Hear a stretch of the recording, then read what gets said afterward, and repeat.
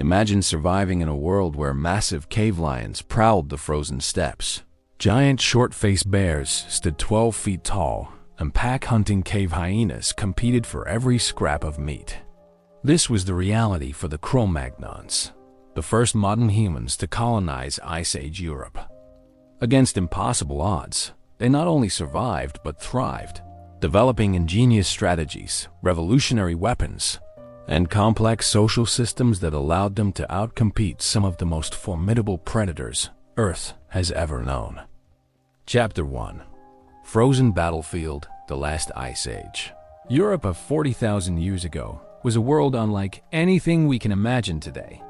Picture vast, treeless steppes stretching endlessly under steel-gray skies, where temperatures plummeted to minus 40 degrees Fahrenheit and snow covered the ground for 8 months of the year.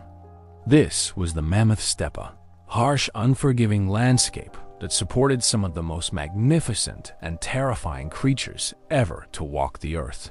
Into this frozen battlefield came the Cro-Magnons, anatomically modern humans who had journeyed from Africa through the Middle East and finally into Europe around 45,000 years ago. They were not the first humans to reach Europe. Neanderthals had been living there for over 250,000 years, but they would prove to be the most successful, ultimately replacing their predecessors and establishing themselves as the dominant human species across the continent. But success was far from guaranteed. The Europe that greeted these early modern humans was teeming with predators that made today's most dangerous animals look like house pets. Cave lions, 25% larger than modern African lions, roamed in prides across the open steppes. Unlike their main descendants, male cave lions were maneless, streamlined for speed and stealth in the cold environment. Their powerful builds and cooperative hunting strategies made them apex predators capable of taking down woolly mammoths, woolly rhinoceroses, and anything else that moved across their territory. The fossil record reveals the true scale of the challenge facing the Cro-Magnons. Cave lion remains are found throughout Europe, from Spain to Siberia, indicating these predators had successfully colonized every major ecosystem. Isotopic analysis of their bones shows they primarily hunted large herbivores, cave bears, horses, reindeer, and bison, but they were opportunistic enough to target any prey that presented itself, including early humans. Archaeological evidence from sites like Chauvet Cave in France shows that Cro-Magnons were intimately familiar with cave lions. The famous cave paintings depict these predators with remarkable accuracy, suggesting that early humans observed them closely enough to understand their behavior, hunting patterns, and physical characteristics. But these weren't just artistic subjects. They were deadly adversaries in a daily struggle for survival. Even more formidable were the giant short-faced bears, known scientifically as Arctodecimus. These colossal predators stood over 11 feet tall on their hind legs and could weigh up to 1,500 pounds. Their long legs were built for covering vast distances across open terrain, making them efficient long-distance runners capable of pursuing prey across the steppes. Unlike modern bears, which are largely omnivorous, short-faced bears were hypercarnivores, obtaining most of their nutrition from meat. The bone structure of these bears reveals adaptations that made them supremely effective predators. Their elongated skulls house powerful jaw muscles capable of crushing bones, while their limb proportions suggest they could maintain speeds of up to 40 miles per hour over considerable distances. For Cro-Magnons, encountering a short-faced bear would have been like facing a creature from a nightmare, a massive, fast and aggressive predator with few weaknesses. Cave hyenas represented yet another deadly threat. These were not the scavenging opportunists we might imagine, but sophisticated pack hunters larger and more powerful than their modern African counterparts. Weighing up to 200 pounds, cave hyenas possessed bone-crushing jaws and coordinated hunting strategies that allowed them to take down prey much larger than themselves. Recent archaeological analysis has revealed the extent of cave hyena predation during the Ice Age. Hyena coprolites' fossilized dung contain the remains of horses, bison, reindeer, and cave bears, indicating these predators were successfully hunting some of the largest animals in their environment. Their dens, often located in cave systems, became massive bone accumulations where the remains of thousands of prey animals were processed and consumed. But the predator guild didn't end there. Dire wolves, though smaller than their Hollywood depictions suggest, were robust, powerful pack hunters with jaws designed for crushing bones. Their skeletal remains show evidence of frequent bone breakage and healing, indicating a rough-and-tumble lifestyle centered around bringing down large, dangerous prey. The Cro-Magnons faced additional competition from brown bears, which, while smaller than short-faced bears, were still formidable opponents. These bears were larger than their modern counterparts, weighing up to 1,200 pounds, and possessed the intelligence and adaptability that makes bears such successful competitors even today. Perhaps most challenging of all was the sheer abundance of these predators. This wasn't a landscape where dangerous animals were rare encounters. It was an ecosystem dominated by carnivores. Paleontologists estimate that predator populations during the Ice Age were significantly higher than in modern ecosystems, supported by the vast herds of megafauna that roamed the mammoth steppe. The competitive pressure was intense. Every kill had to be defended against scavengers and competing predators. Every night brought the risk of attack by creatures that could see, hear, and smell far better than humans. Every journey between camps meant traversing territories controlled by animals that considered early humans either competitors or prey. Yet somehow, the Cro-Magnons not only survived in this environment, they thrived. Within a few thousand years of their arrival, they had established settlements across Europe, developed sophisticated technologies, and created some of humanity's earliest art. Their success represents one of the most remarkable triumphs in human evolutionary history.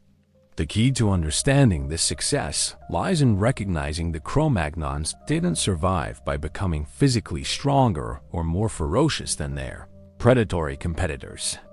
Instead, they developed something far more powerful: intelligence, cooperation, and technological innovation. They became the first humans to truly master their environment through the power of human ingenuity. Archaeological evidence suggests that Cro-Magnons rapidly developed specialized strategies for dealing with different types of predators. They learned to read animal behavior, predict movement patterns, and exploit weaknesses that no other prey species could identify. Most importantly, they developed technologies that allowed them to project force at a distance, removing themselves from the immediate danger zone while still being able to defend their resources and territories. This was not just a story of survival. It was the beginning of humanity's rise to ecological dominance. The strategies, technologies, and social innovations developed by Cro-Magnons during their confrontation with Ice Age predators would lay the foundation for all subsequent human achievement. In learning to thrive alongside cave lions and giant bears, they discovered the principles that would eventually allow humans to reshape the entire planet. Chapter 2: Superior Weapons. The survival of Cro-Magnons in Ice Age Europe depended on one crucial advantage: their ability to create and use weapons that were far more sophisticated than anything previously seen in human history. While Neanderthals had relied primarily on thrusting spears for close-quarters combat, Cro-Magnons revolutionized hunting and defense through the development of projectile weapons that allowed them to engage dangerous predators from safe distances. The technological leap represented by Cro-Magnon weaponry cannot be overstated. Their innovations transformed humans from vulnerable prey into apex predators, capable of challenging the most formidable carnivores on Earth. Archaeological evidence from sites across Europe reveals a rapid technological evolution that gave Cro-Magnons decisive advantages over both their human predecessors and their animal competitors. The foundation of Cro-Magnon weapon technology was the development of composite projectile points. Unlike the simple wooden spears used by earlier humans, Cro-Magnon projectiles combine multiple materials and technologies to create weapons of unprecedented effectiveness.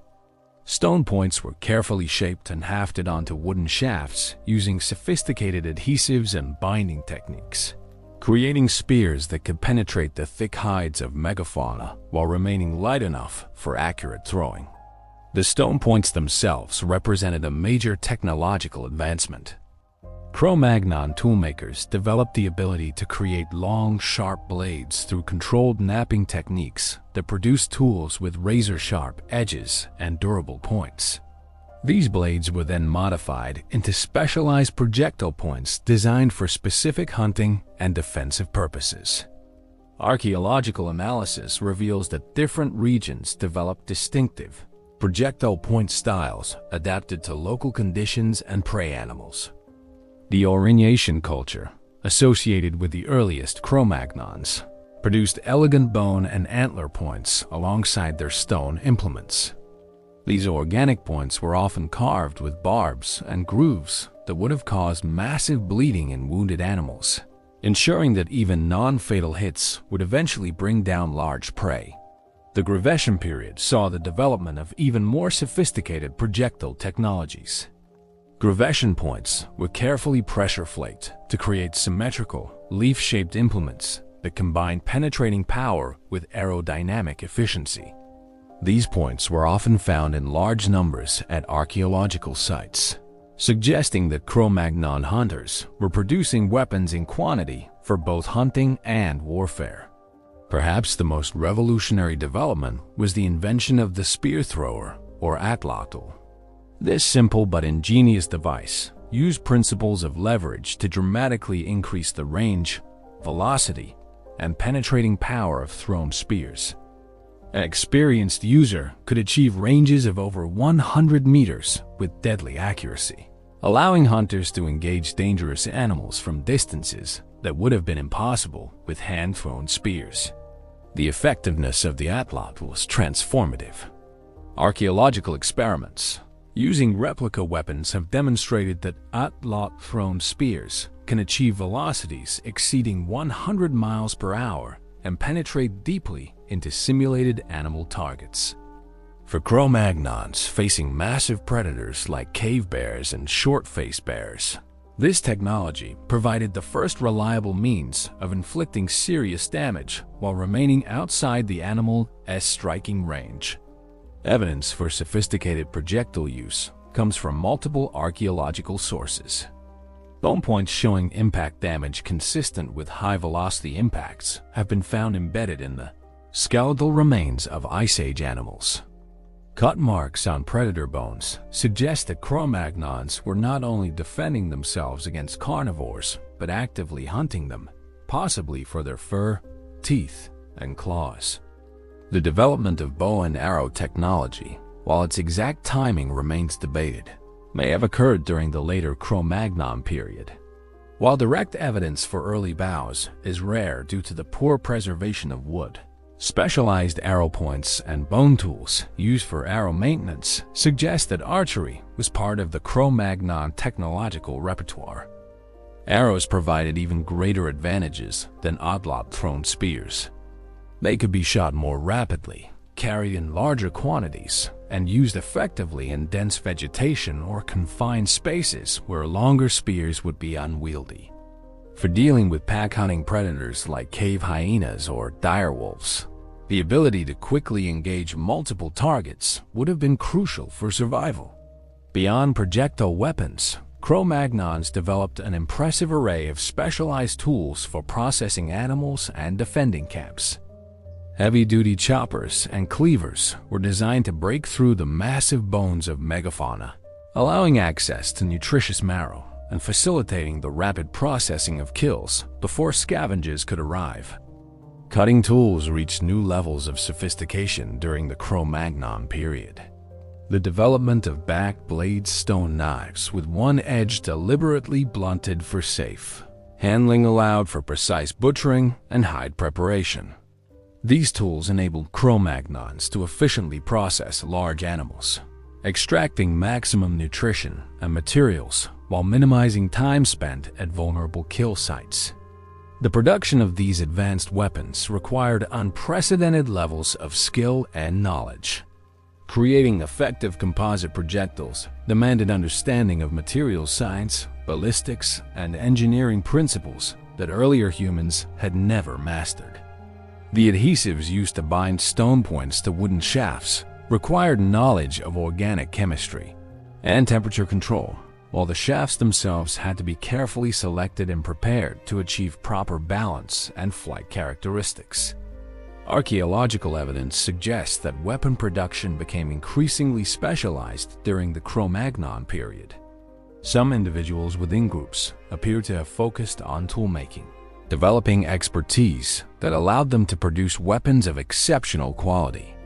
This specialization created efficiencies that benefited entire communities and may have contributed to the rapid technological progress characteristic of the period. The psychological impact of advanced weaponry should not be underestimated. For the first time in human history, individuals could face massive predators with confidence in their ability to inflict serious damage.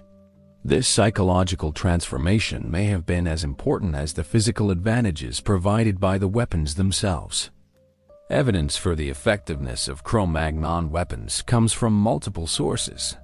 Cave lion skeletons showing spear wounds, bare bones with cut marks, indicating human processing, and hyena remains found in human occupation sites all suggest that these early modern humans were successfully engaging and defeating some of the most dangerous predators of their time. The rapid spread of advanced weapon technologies across Europe indicates that Cro-Magnon groups were actively sharing technological innovations. Unlike the relatively static tool traditions of earlier humans, Cro-Magnon technology evolved rapidly, with new techniques and designs spreading across vast distances within centuries rather than millennia.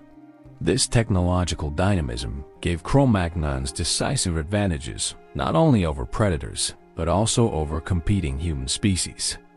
The superior hunting efficiency enabled by advanced weapons allowed Cro-Magnon groups to access more resources, support larger populations, and invest more time in technological and cultural development. The weapons developed by Cro-Magnons established principles that would guide human military technology for thousands of years.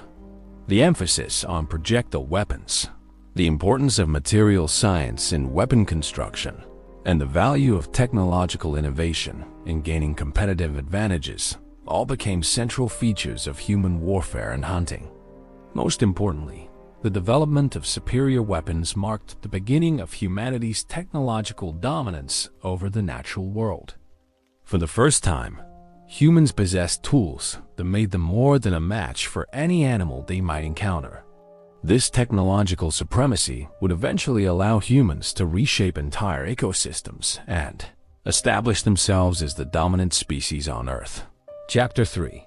Strategic Intelligence. While superior weapons gave Cro-Magnons the tools they needed to survive among Ice Age predators, it was their unprecedented strategic intelligence that allowed them to use those tools effectively.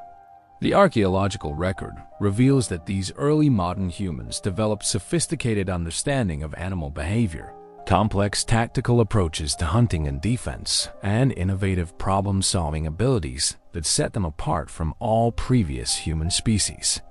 The evidence for Cro-Magnon intelligence goes far beyond simple tool use. Cave paintings from sites like Lascaux and Chauvet demonstrate detailed knowledge of animal anatomy, behavior, and seasonal patterns that could only have been acquired through careful, systematic observation. These weren't crude representations, but accurate depictions that reveal intimate familiarity with the creatures that shared their world. At Chauvet Cave, Cro-Magnon artists depicted cave lions with remarkable precision, showing details of musculature, posture, and behavior that indicate close observation of living animals. The paintings show lions in various poses, stalking, running, resting, suggesting that the artists had watched these predators extensively and understood their behavioral repertoire. This observational knowledge translated into practical advantages in survival situations. Understanding predator behavior allowed Cro-Magnons to predict animal movements, identify vulnerable moments for attack or defense, and develop strategies that exploited specific weaknesses in different species. Archaeological evidence suggests that Cro-Magnons developed specialized tactics for dealing with different types of predators. Sites associated with cave bear encounters show evidence of coordinated group attacks, with multiple spear points found in association with bear remains. The positioning of these weapons suggests that Cro-Magnons had learned to attack cave bears from multiple angles simultaneously, preventing the massive predators from focusing their defensive efforts on a single threat. Evidence for sophisticated hunting strategies comes from kill sites across Europe. At Saluter in France, archaeologists have uncovered evidence for mass hunting operations where thousands of horses were driven over cliffs or into natural traps. These operations required unprecedented levels of planning, coordination, and communication between multiple hunting groups. The logistics of such operations reveal the advanced cognitive abilities of Cro-Magnon hunters. They had to scout terrain to identify suitable locations, understand animal migration patterns to predict when herds would be in the area, coordinate the movements of multiple hunting parties, and develop contingency plans for various scenarios. This level of strategic thinking was completely unprecedented in human evolution. Cro-Magnons also demonstrated remarkable adaptability in their hunting strategies.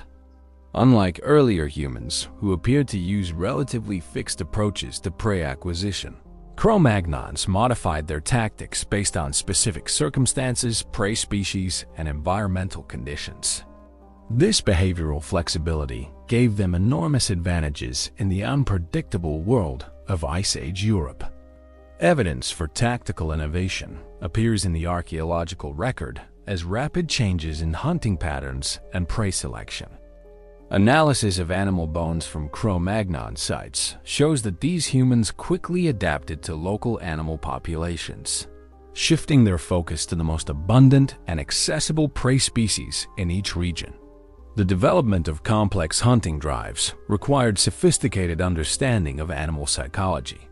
Cro-Magnons learned that different species responded differently to human presence and could be manipulated in specific ways. Reindeer, for example, could be herded using fire and noise, while horses required different approaches based on their flight responses and herd dynamics. Fire played a crucial role in Cro-Magnon tactical intelligence. These early humans learned to use controlled burns not just for warmth and cooking, but as a tool for landscape management and hunting. Archaeological evidence suggests they conducted strategic burns to create favorable hunting conditions, drive prey animals, and clear sight lines for projectile weapons. The use of fire as a tactical tool demonstrates remarkable foresight and planning ability. Successful burns required understanding of wind patterns, vegetation types, animal behavior, and seasonal conditions. The ability to predict and control the effects of fire gave Cro-Magnons unprecedented power to shape their environment to their advantage.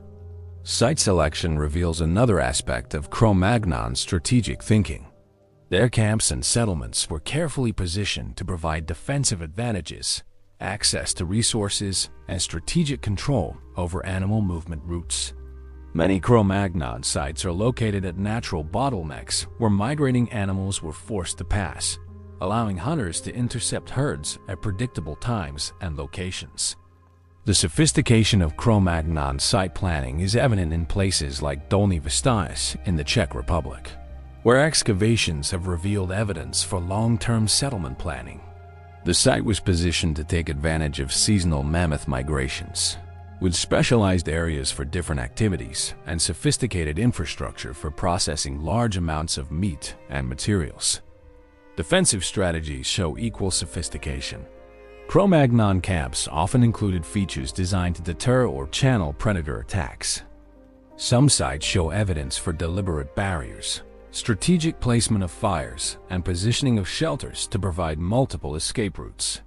These defensive arrangements suggest that early humans had learned to think like military strategists, anticipating threats and preparing countermeasures. The development of early warning systems represents another aspect of Cro-Magnon intelligence. Archaeological evidence suggests they use various methods to detect approaching predators, including the positioning of camps to provide clear sight lines, the use of domestic dogs for sensing and alarm, and possibly even primitive communication networks between neighboring groups.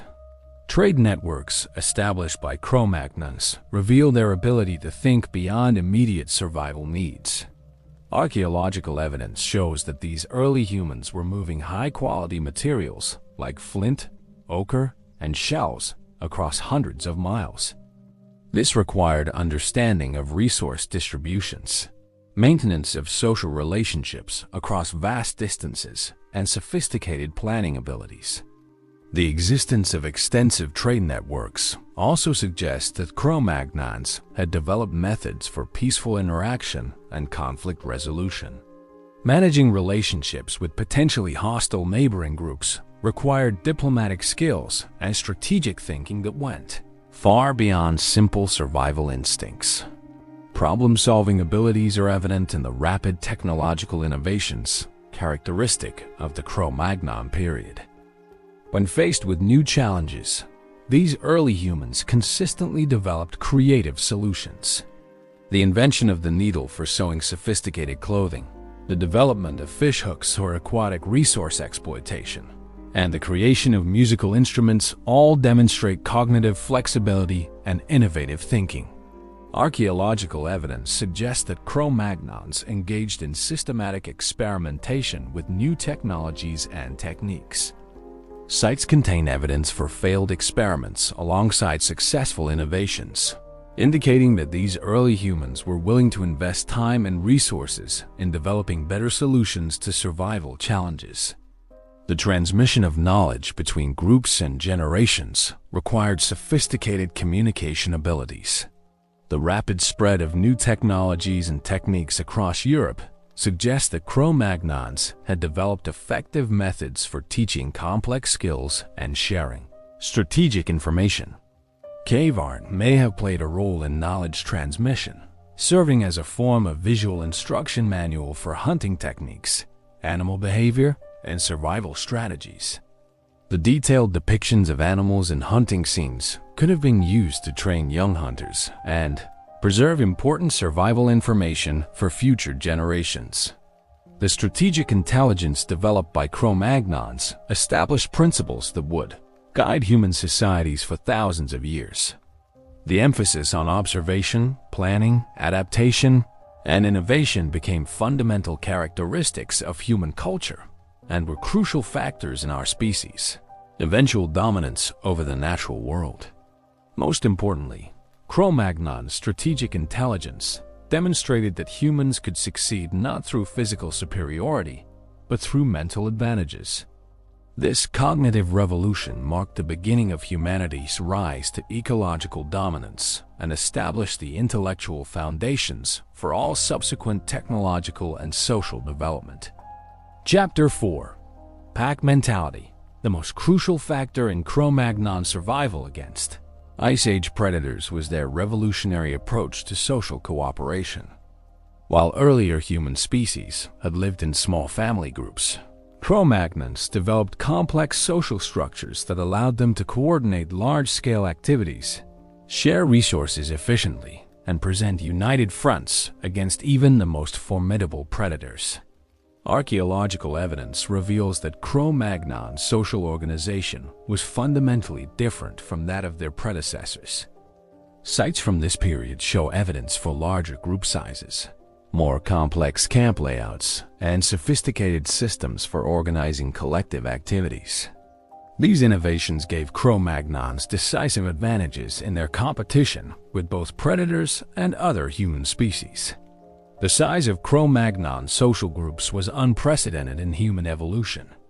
While Neanderthal bands typically consisted of 15 to 25 individuals, Cro-Magnon communities could include 50 to 100 people or more.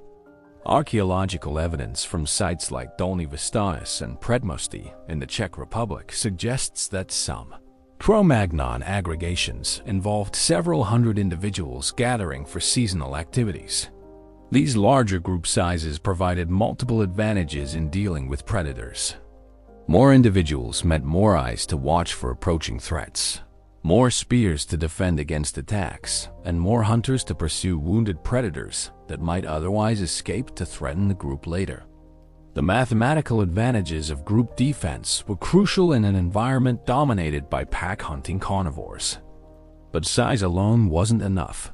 Cro-Magnons also developed sophisticated systems for organizing their larger groups. Archaeological evidence suggests they had clear divisions of labor, with different individuals specializing in hunting, tool-making, hide preparation, and other essential activities. This specialization allowed groups to operate more efficiently and develop higher levels of expertise in crucial skills. Evidence for specialized roles comes from the analysis of skeletal remains and artifact distributions at Cro-Magnon sites. Some individuals show bone modifications consistent with specific types of repetitive activities, suggesting they focused on particular tasks within their communities. Tool caches and workshop areas indicate that certain individuals were responsible for producing weapons and equipment for entire groups. The development of hunting bands represents one of the most important innovations in Cro-Magnon's social organization. Archaeological evidence suggests that these early humans organized specialized hunting groups that could coordinate complex multi-phase operations. These bands required unprecedented levels of communication, planning, and mutual trust to operate effectively. At Saluter, the evidence for mass horse hunting reveals the sophistication of Cro-Magnon hunting organization. The operation would have required scouts to track animal movements, drivers to guide herds toward killing grounds, hunters positioned at strategic locations to dispatch prey, and processors to quickly butcher animals before scavengers arrived. Coordinating such complex operations required leadership structures and communication systems that were completely new in human evolution. Cro-Magnon defensive strategies also reveal advanced social organization. Archaeological evidence suggests they developed sophisticated watch systems, with individuals assigned to monitor different approaches to camps and settlements. Sites often show evidence for coordinated defensive arrangements, with obstacles and barriers designed to channel predator attacks toward areas where defenders would have maximum advantage. The use of fire and defensive strategies required unprecedented cooperation between group members. Maintaining defensive fires around camps needed individuals to gather fuel, tend flames, and coordinate lighting and extinguishing based on threat levels. Archaeological evidence suggests Cro-Magnons developed complex fire management systems that required cooperation between multiple individuals. Evidence for advanced communication systems comes from the rapid spread of innovations across Cro-Magnon territories. New weapon designs, hunting techniques, and artistic styles spread across thousands of miles within centuries, suggesting that these early humans had developed effective methods for sharing information between distant groups. Cave art may have played a crucial role in intergroup communication. The consistency of artistic styles and symbols across vast distances suggests that Cro-Magnons had developed shared symbolic systems that could convey complex information about hunting techniques, animal behavior, and survival strategies. The development of trade networks required sophisticated social institutions for managing relationships between groups. Archaeological evidence shows that Cro-Magnons were moving valuable materials across hundreds of miles, indicating they had developed systems for peaceful interaction, conflict resolution, and resource sharing that went far beyond anything seen in earlier human societies. Burial practices reveal important aspects of Cro-Magnon's social organization. Unlike earlier humans, who rarely buried their dead, Cro-Magnons developed elaborate funeral rituals that suggest complex beliefs about individual identity and social relationships. Some burials included valuable grave goods, indicating that these societies recognize differences in status or achievement. The famous burial at Sungir in Russia provides remarkable insights into Cro-Magnon social values. The grave contained an adult and 2 children buried with thousands of ivory beads, spears, and other valuable items. The amount of labor required to create these grave goods suggests that Cro-Magnon society was willing to invest enormous resources in honoring important individuals. Child burials at Cro-Magnon sites are particularly significant because they suggest these societies cared for individuals who had not yet contributed significantly to group survival. This represents a major shift from earlier human societies, where resources were typically allocated based on immediate survival value. Evidence for care of disabled or elderly individuals provides additional insights into Cro-Magnon social values. Skeletal remains show that some individuals with serious injuries or disabilities survive for extended periods, indicating that their groups continue to support them despite their reduced ability to contribute to survival activities. Seasonal aggregation sites reveal another crucial aspect of Cro-Magnon social organization. Archaeological evidence suggests that multiple bands would gather at certain times of year for large-scale hunting operations, mate exchange, and social activities. These gatherings required sophisticated planning and cooperation between groups that normally lived independently. The organization of seasonal aggregations demonstrates remarkable social complexity.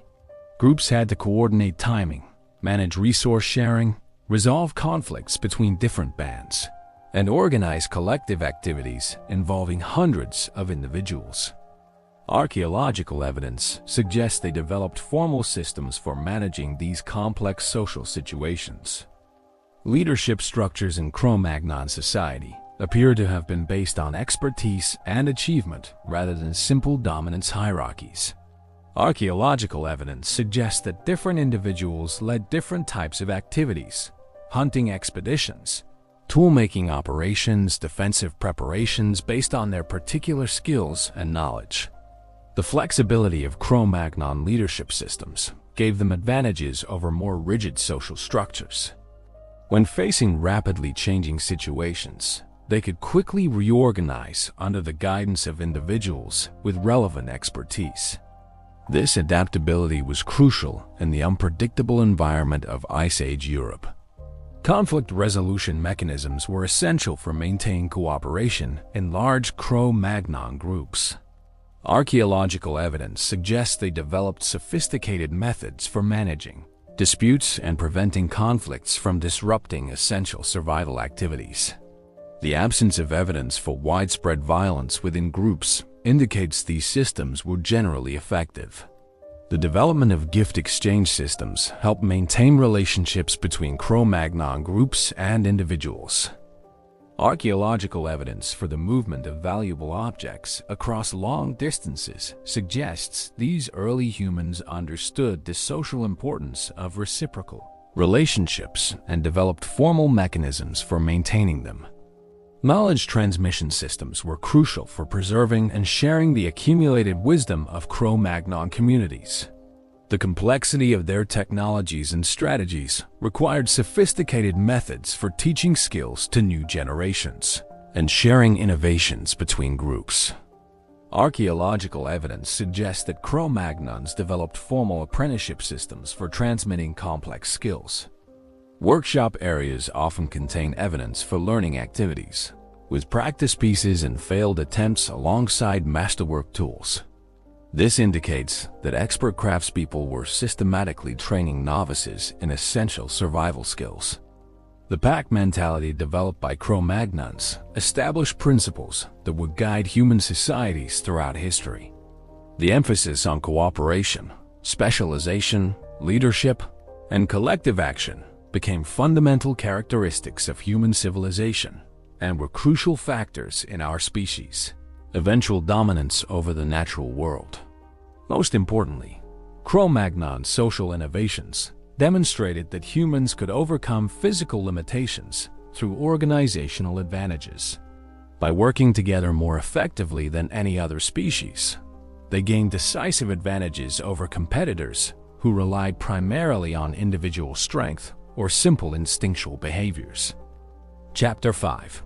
Shelter Engineering: The Harsh Realities of Ice Age Europe demanded revolutionary innovations in shelter construction, and Cro-Magnons rose to this challenge with engineering solutions that were both sophisticated and effective. Unlike their predecessors who relied primarily on natural cave shelters, these early modern humans developed the ability to create artificial structures that could protect them from both the brutal weather and the dangerous predators that prowled the frozen landscape. The archaeological record reveals a dramatic evolution in shelter technology during the Cro-Magnon period. Early sites show evidence for simple windbreaks and lean-to structures, but within a few thousand years, these early humans were constructing elaborate dwellings that incorporated advanced engineering principles and demonstrated remarkable understanding of structural mechanics. The challenge facing Cro-Magnon shelter builders was unprecedented. Temperatures during the last glacial maximum could drop to -40 degrees Fahrenheit, with howling winds that could easily destroy inadequate structures. Snow loads could crush poorly designed roofs, while inadequate insulation could mean death by exposure in a matter of hours. Adding to these challenges was the constant threat of predators who might view shelters as convenient traps for cornering prey. The solution lay in developing structures that were simultaneously strong enough to withstand extreme weather, comfortable enough to support human life for extended periods, and defensible enough to protect against predator attacks. Archaeological evidence shows that Cro-Magnons achieved all three goals through innovative design and construction techniques. The mammoth bone houses of Eastern Europe represent some of the most impressive examples of Cro-Magnon engineering.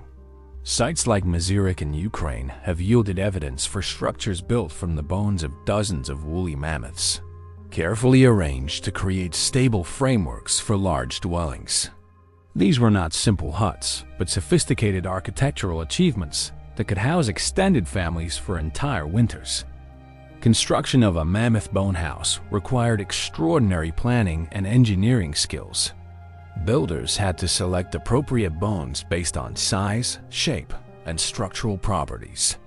Mammoth skulls were often used as foundation elements because of their size and stability, while long bones were positioned to create framework elements that could support significant loads. The largest mammoth bone structures reached impressive dimensions. The house at Mazyryk was nearly 25 feet in diameter and would have provided shelter for 10 to 15 people. The engineering challenges involved in creating a stable roof spanning such a distance using only organic materials would challenge even modern architects. Archaeological analysis reveals that Cro-Magnon builders understood sophisticated engineering principles. The positioning of support bones demonstrates knowledge of load distribution, structural triangulation, and foundation stability. These were not accidental arrangements, but carefully planned engineering solutions to complex structural problems. The use of mammoth bones also provided important defensive advantages. The massive skulls and long bones created barriers that would have been difficult for predators to breach. Archaeological evidence suggests that some structures incorporated additional defensive features, like entrance passages that could be easily blocked and multiple exits for emergency escape. Beyond the bone framework, these structures required sophisticated covering systems to provide weather protection. Archaeological evidence suggests Cro-Magnons use multiple layers of hides, possibly including mammoth skin, to create waterproof and wind-resistant walls. These covering systems had to be carefully designed to shed water while providing insulation and maintaining structural integrity. The development of effective insulation systems was crucial for survival in Ice Age conditions. Archaeological evidence suggests Cro-Magnons used various organic materials, grasses, furs, feathers to create insulating layers within their structures. Some sites show evidence for raised floors that would have provided additional insulation from ground frost. Heating systems represented another crucial aspect of Cro-Magnon shelter engineering. The development of internal hearths required sophisticated understanding of combustion, ventilation, and safety. Archaeological evidence shows that these early humans learned to create heating systems that could warm large spaces efficiently while minimizing risks of carbon monoxide poisoning or structural fires. The positioning of hearths within structures reveals advanced understanding of thermal dynamics. Many Cro-Magnon dwellings show evidence for centrally located fire areas that could distribute heat evenly throughout the structure.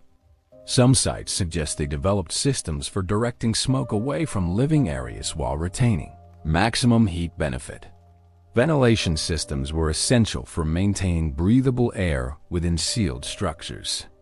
Archaeological evidence suggests Cro-Magnons developed various methods for controlling airflow, including adjustable openings and smoke holes that could be modified based on weather conditions.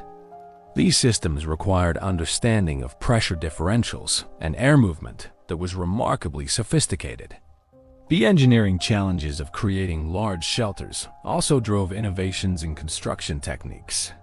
Archaeological evidence suggests Cro-Magnons developed methods for lifting and positioning heavy structural elements that allowed small groups to construct substantial buildings. These techniques may have included the use of levers, ramps, and coordinated lifting systems.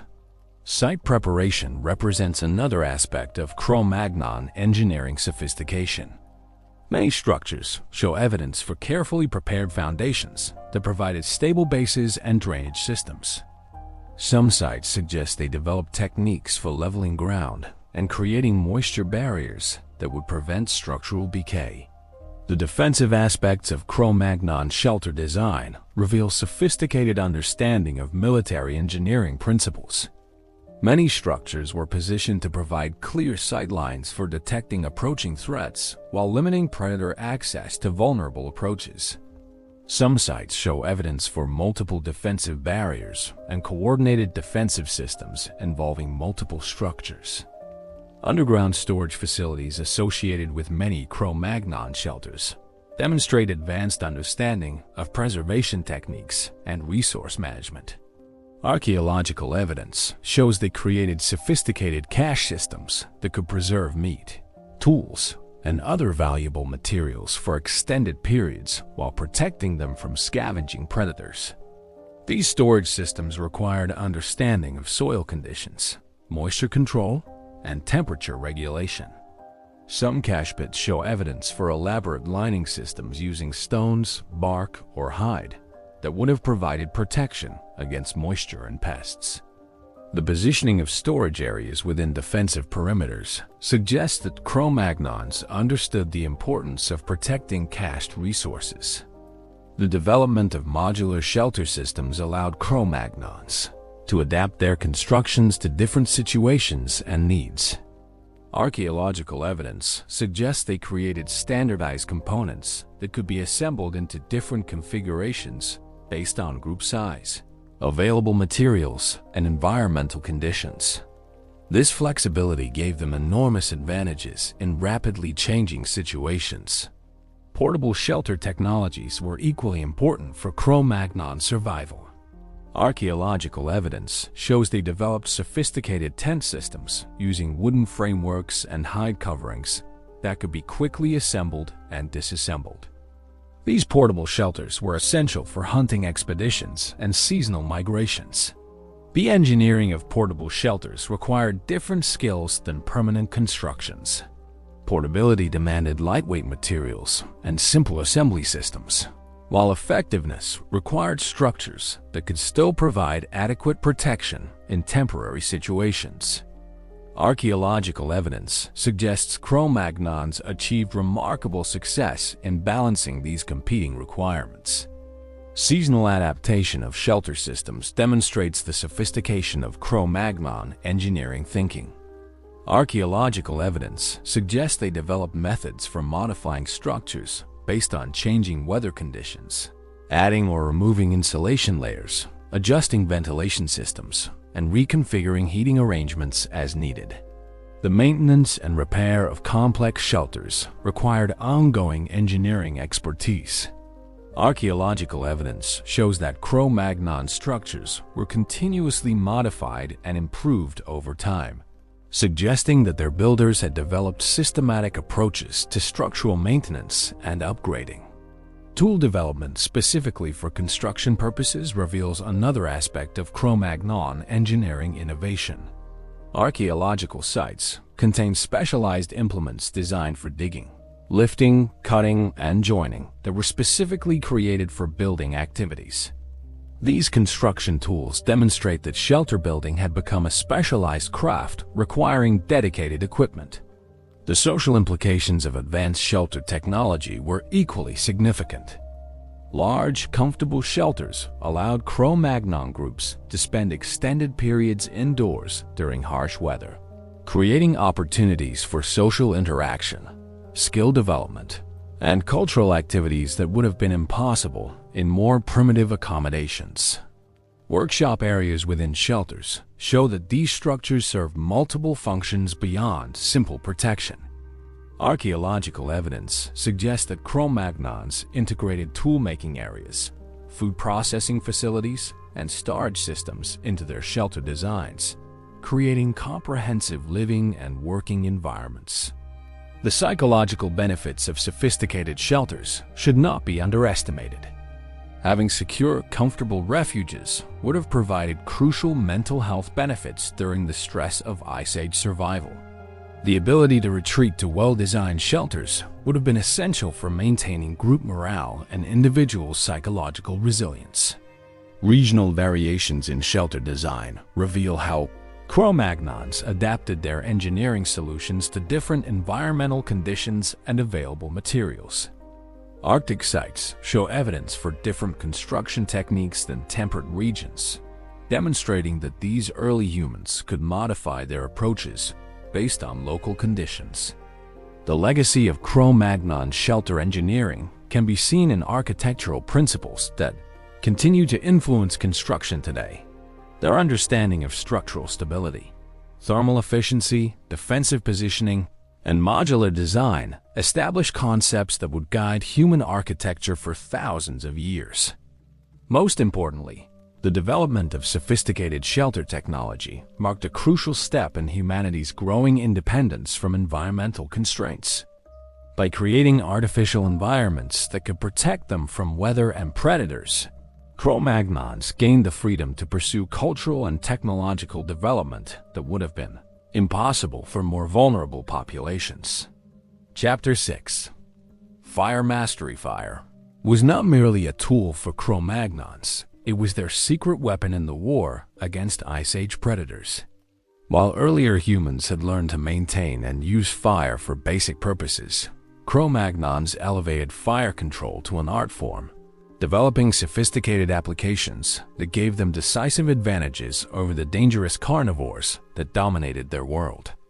The mastery of fire by Cro-Magnons represented a quantum leap beyond the simple fire use of their predecessors. Archaeological evidence reveals that these early modern humans developed complex fire technologies that served multiple purposes: protection from predators, landscape modification, communication, and psychological warfare against their animal competitors. Archaeological sites from the Cro-Magnon period show evidence for far more sophisticated fire management than anything seen in earlier human cultures. Hearth structures became larger, more complex, and more carefully engineered. Multiple hearth sites suggest coordinated fire systems that could provide protection for entire communities while serving various functional purposes. The defensive applications of fire were particularly crucial in the predator-rich environment of Ice Age Europe. Cro-Magnons learned that most large carnivores had instinctive fear of fire that could be exploited for protection. Archaeological evidence suggests they developed systematic approaches to using fire as a defensive barrier against nocturnal predators. The construction of fire barriers around camps required sophisticated understanding of fuel management, burn rates, and safety considerations. Archaeological evidence shows that Cro-Magnon sites often included elaborate arrangements of hearths and fire pits positioned to create protective perimeters while minimizing risks of accidental fires spreading to shelters or storage areas. Fuel management became a crucial survival skill, requiring detailed knowledge of different wood types, burn characteristics, and availability patterns. Archaeological analysis of charcoal remains shows that Cro-Magnons were selective in their fuel choices, preferring woods that provided specific burning characteristics for different purposes. The development of fire maintenance systems allowed Cro-Magnons to keep protective fires burning continuously for extended periods. Archaeological evidence suggests they developed techniques for banking fires overnight and rekindling them quickly when threats appeared. This capability was essential for maintaining protection during vulnerable sleeping hours. Portable fire technologies gave Cro-Magnons unprecedented flexibility in their use of fire for protection and other purposes. Archaeological evidence suggests they developed methods for transporting fire between locations using slow-burning materials that could preserve embers for extended periods. This capability allowed hunting parties and traveling groups to maintain fire protection even while moving. The use of fire for hunting represents one of the most sophisticated applications of fire technology developed by Cro-Magnons. Archaeological evidence suggests they learned to use controlled burns to drive prey animals toward killing grounds, modify hunting environments to their advantage, and signal between hunting parties across vast distances. Landscape modification through controlled burning required extraordinary understanding of fire behavior, wind patterns, vegetation types, and animal responses. Archaeological evidence suggests Cro-Magnons conducted strategic burns to create favorable hunting conditions, improve visibility for detecting predators, and enhance the productivity of useful plant species. The psychological effects of fire mastery were as important as the practical applications. For nocturnal predators accustomed to dominating the darkness, the sight of coordinated human fire displays would have been profoundly intimidating. Archaeological evidence suggests Cro-Magnons may have deliberately created impressive fire shows to discourage predator approaches. Fire also served crucial communication functions that enhanced Cro-Magnon survival capabilities. Archaeological evidence suggests they developed signal fire systems that could coordinate activities between distant groups, warn of approaching dangers, and organize complex multi-group hunting operations. These communication networks gave them unprecedented advantages in coordinating collective activities. The development of specialized fire-making tools demonstrates the sophistication of Cro-Magnon fire technology. Archaeological sites contain various implements designed for creating, maintaining, and controlling fires under different conditions. These tools suggest that firemaking had become a specialized skill requiring dedicated equipment and expertise. Firemaking techniques evolved to become more reliable and efficient during the Cro-Magnon period. Archaeological evidence suggests they developed multiple methods for creating fire, including friction-based systems, percussion methods, and possibly even pyrite and steel techniques. This redundancy ensured that groups could create fire even when preferred materials were unavailable. The use of fire for food processing had important implications beyond simple nutrition. Cooking meat thoroughly would have eliminated parasites and pathogens that might weaken human immune systems, making Cro-Magnons more resistant to diseases that could have made them vulnerable to predator attacks. Well-fed, healthy humans were better able to defend themselves and their communities. Archaeological evidence suggests Cro-Magnons developed sophisticated cooking techniques that maximized nutritional value and food safety. Roasting pits, boiling systems using heated stones, and smoking facilities all appear in the archaeological record, demonstrating that these early humans understood the importance of proper food preparation. Fire-based preservation techniques allowed Cro-Magnons to store food resources more effectively, reducing their vulnerability during periods when hunting was unsuccessful or dangerous. Archaeological evidence for smoking racks and drying facilities suggests they had developed systematic approaches to food preservation that could sustain communities through difficult periods. The social aspects of fire use were equally important for Cro-Magnon survival. Communal fires served as focal points for group activities, planning sessions, and social bonding that strengthened the cooperation essential for defending against predators. Archaeological evidence suggests that hearth areas were designed to accommodate group gatherings and social activities. Fire-based lighting systems extended the useful hours of each day, allowing Cro-Magnons to continue essential activities after dark when predators were most active. Archaeological evidence for portable lighting devices suggests they could illuminate work areas, maintain vigilance through the night, and coordinate defensive activities in darkness.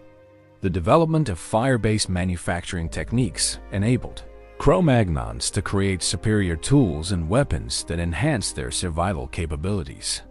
Archaeological evidence shows they used controlled heating for hardening wooden spear points, improving stone tool quality through heat treatment, and creating specialized materials for various purposes.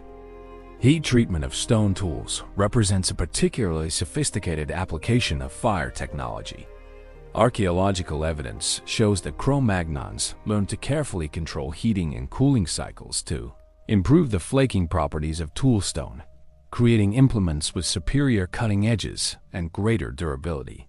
The production of adhesives and binding materials using fire-based processes enabled the creation of composite tools and weapons that were far superior to simpler implements.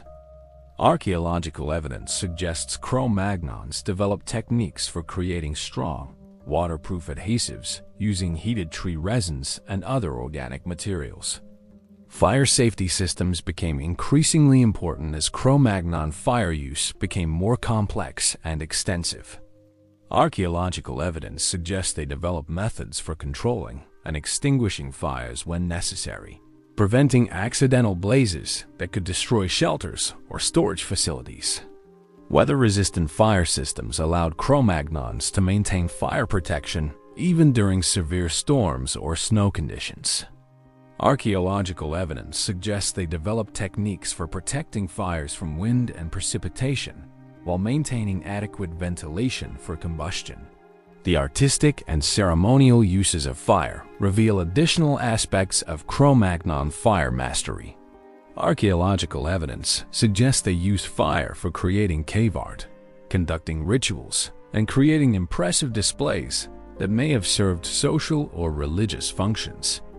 These applications demonstrate that fire had become more than just a practical tool. Training systems for fire skills ensured that crucial fire management knowledge was transmitted effectively between generations. Archaeological evidence suggests that fire making and management had become specialized skills that required formal instruction and practice to master effectively. Regional variations in fire technology show how Cro-Magnons adapted their fire use to different environmental conditions and available materials. Arctic sites show evidence for different fire management techniques than temperate regions, demonstrating flexibility in applying fire technology to various situations. The legacy of Cro-Magnon fire mastery established principles that would guide human use of fire for thousands of years. Their innovations in fire control, applications, and safety laid the foundation for all subsequent developments in pyrotechnology, and established fire as one of humanity's most important tools. Most importantly, the sophisticated use of fire marked a crucial turning point in the relationship between humans and predators. For the first time, humans possessed a tool that could reliably intimidate and repel even the largest and most dangerous carnivores, fundamentally shifting the balance of power in their favor. Chapter 7. Predator Psychology Understanding. The minds of their adversaries became one of the most crucial survival skills developed by Cro-Magnons. Unlike their predecessors who relied primarily on avoiding dangerous encounters, these early modern humans learned to study, predict, and exploit the behavioral patterns of Ice Age predators. This psychological insight gave them unprecedented advantages in a world where understanding animal behavior could mean the difference between life and death. The evidence for sophisticated predator psychology among Cro-Magnons comes from multiple archaeological sources. Cave paintings reveal detailed observations of animal behavior that could only have been acquired through careful, systematic study. Tool assemblages show specialized implements designed for specific types of predator encounters. Site locations demonstrate understanding of predator territories and movement patterns. Archaeological analysis of cave art provides remarkable insights into Cro-Magnon understanding of predator behavior. The paintings at Chalvik Cave, for example, show cave lions in various behavioral contexts, stalking, resting, interacting with each other. The accuracy of these depictions suggests that the artists had observed these predators extensively and understood their behavioral repertoire. The positioning and poses of animals in cave art reveal sophisticated understanding of predator psychology. Lions are often shown in hunting positions that accurately reflect their actual stalking behavior. Bears are depicted in ways that suggest the artists understood their territorial and feeding patterns. These observations required close study of dangerous animals under conditions that would have been extremely risky. Cro-Magnons learned to recognize and interpret predator signs that earlier humans might have missed. Archaeological evidence suggests they developed sophisticated tracking abilities that allowed them to determine not just the presence of predators, but their behavioral states, intentions, and likely future movements. Understanding predator sensory capabilities became crucial for Cro-Magnon survival strategies. Archaeological evidence suggests they learned to exploit the superior night vision of many predators by using fire strategically, understood how predator hearing could be used against them through noise management, and developed techniques for masking their scent to avoid detection. The development of predator-specific strategies reveals sophisticated understanding of different species. Behavioral patterns. Archaeological evidence suggests Cro-Magnons developed distinct approaches for dealing with cave lions versus cave bears versus hyenas, recognizing that each species required different tactical considerations. Cave lions, as pack hunters, required strategies that addressed their cooperative hunting abilities. Archaeological evidence suggests Cro-Magnons learned to avoid areas where lion prides were likely to set ambush, developed techniques for detecting lion presence before entering dangerous areas, and created group defensive formations that could counter coordinated attacks. The understanding of cave bear behavior required different insights. These massive solitary hunters were less predictable than pack animals, but far more dangerous in direct confrontations. Archaeological evidence suggests Cro-Magnons learned to recognize bear territories, understand seasonal behavior patterns, and exploit the bear's poor eyesight and relatively slow reactions. Cave hyenas presented yet another set of behavioral challenges. As intelligent pack scavengers, they were opportunistic and adaptable in ways that made them difficult to predict. Archaeological evidence suggests Cro-Magnons developed techniques for deterring hyena approaches to camps and kill sites while avoiding direct confrontations with hyena packs. The exploitation of predator behavioral weaknesses demonstrates remarkable observational skills.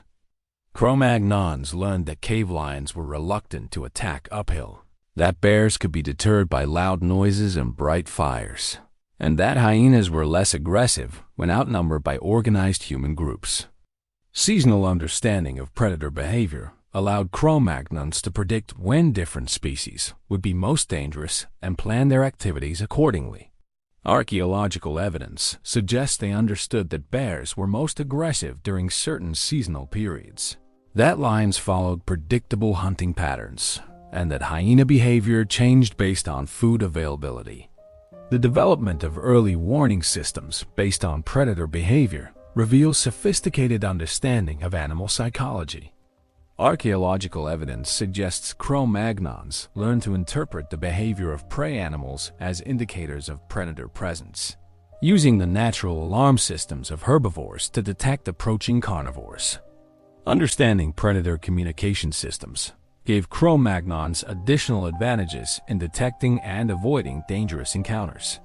Archaeological evidence suggests they learned to interpret predator vocalizations, understand the meaning of different calls and sounds, and even use acoustic camouflage to avoid detection. The use of prey animals as predator detectors demonstrates remarkable ecological understanding. Cro-Magnons learned that horses would flee from lion scent, that reindeer behavior indicated bear presence, and that bird alarm calls could reveal approaching predators. This ecological knowledge provided early warning systems that were far more sensitive than human senses alone. Psychological warfare techniques may have been employed by Cro-Magnons to deter predator attacks. Archaeological evidence suggests they created deliberate displays of human presence, large fires, noise, coordinated activities that would have signaled to predators that the area contained dangerous, well-organized prey that might not be worth attacking. The exploitation of predator territorial behavior allowed Cro-Magnons to navigate safely through dangerous areas. Understanding that most predators maintain territories and follow predictable patrol patterns enabled human groups to avoid encounters by timing their movements appropriately and choosing routes that minimized risks. Competition between different predator species could be exploited by Cro-Magnons for their own advantage. Archaeological evidence suggests they understood that lions and hyenas were natural enemies, that bears and wolves competed for resources, and that these conflicts could create opportunities for human activities. The manipulation of predator feeding behavior demonstrates sophisticated understanding of animal psychology. Archaeological evidence suggests Cro-Magnons learned to use bait and distraction techniques to draw predators away from desired areas, understanding how different species would respond to various food stimuli. Understanding predator learning abilities was crucial for long-term survival strategies.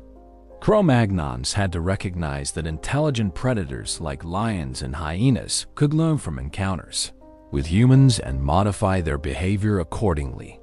This required ongoing adaptation of human strategies to stay ahead of predator learning curves. The development of contingency strategies based on predator behavior reveals sophisticated tactical thinking. Archaeological evidence suggests Cro-Magnons developed multiple response plans for different types of predator encounters, understanding that flexible responses were necessary when dealing with intelligent, adaptable adversaries. Group psychology became important when dealing with pack-hunting predators. Cro-Magnons learned that coordinated human responses could intimidate predator groups that might otherwise attack individual humans. Understanding pack dynamics allowed them to exploit weaknesses in predator group coordination. The transmission of predator knowledge between generations became crucial for community survival. Archaeological evidence suggests Cro-Magnons developed systematic methods for teaching young people about predator behavior, ensuring that accumulated knowledge about dangerous animals was preserved and shared effectively. Regional variations in predator behavior required adaptive strategies as Cro-Magnon groups spread across different environments.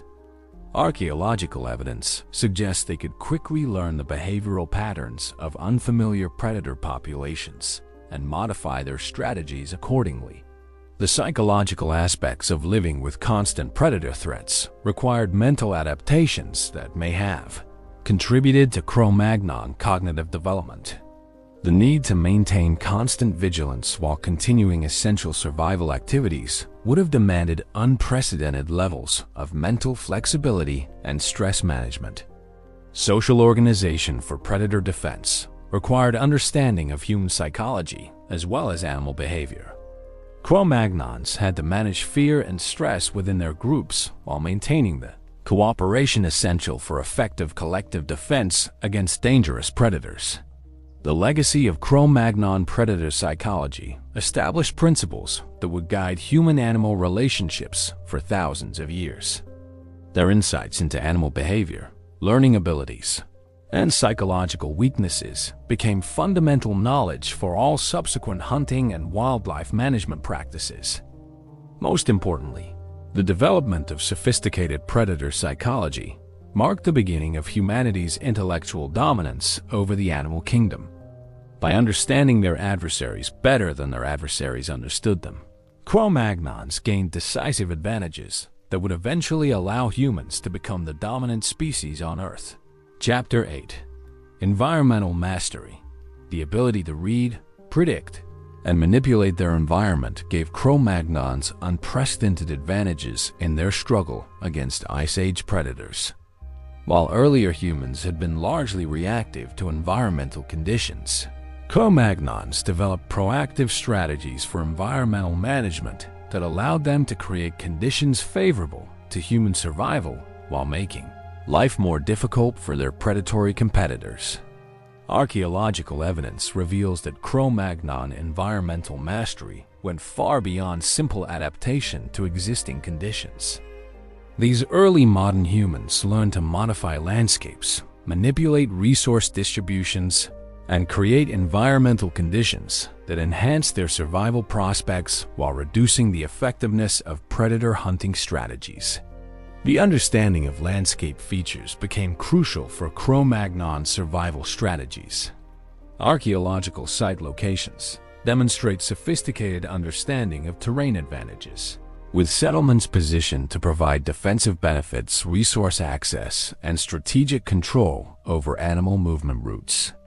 Many sites are located at natural choke points where migrating animals were forced to pass, allowing humans to intercept herds while maintaining defensive advantages. Topographic knowledge extended to understanding how different landscape features affected predator behavior. Cro-Magnons learned that cave lions preferred open hunting grounds where their pack tactics were most effective, that bears favored broken terrain to provide cover for stalking, and that hyenas were most dangerous in areas with multiple escape routes and hiding places. The manipulation of water resources demonstrates sophisticated environment management skills. Archaeological evidence suggests Cro-Magnons understood how to locate reliable water sources, modify natural springs to improve access, and even create artificial water collection systems. Control of water resources gave them strategic advantages over both prey animals and competing predators. Understanding seasonal water patterns allowed Cro-Magnons to predict where animals would concentrate during different times of year. This knowledge enabled them to position themselves advantageously for hunting, while avoiding areas where predator concentrations would be highest during critical periods. Vegetation management through controlled burning represents one of the most sophisticated aspects of Cro-Magnon environmental mastery. Archaeological evidence suggests they conducted strategic burns to create favorable hunting conditions, improve visibility for detecting predators, clear travel routes, and enhance the productivity of useful plant species. The timing and extent of controlled burns required extraordinary understanding of fire behavior, weather patterns, plant ecology, and animal responses.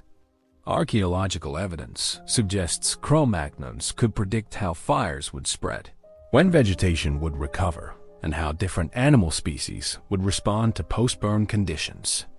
Creating edge habitats through selective burning gave Cro-Magnons access to diverse resources while complicating predator hunting strategies.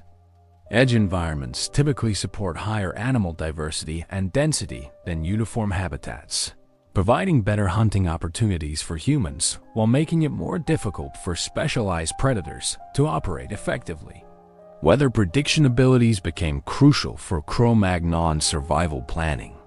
Archaeological evidence suggests they developed sophisticated understanding of atmospheric patterns, seasonal changes, and local weather indicators that allowed them to anticipate dangerous conditions and plan activities accordingly.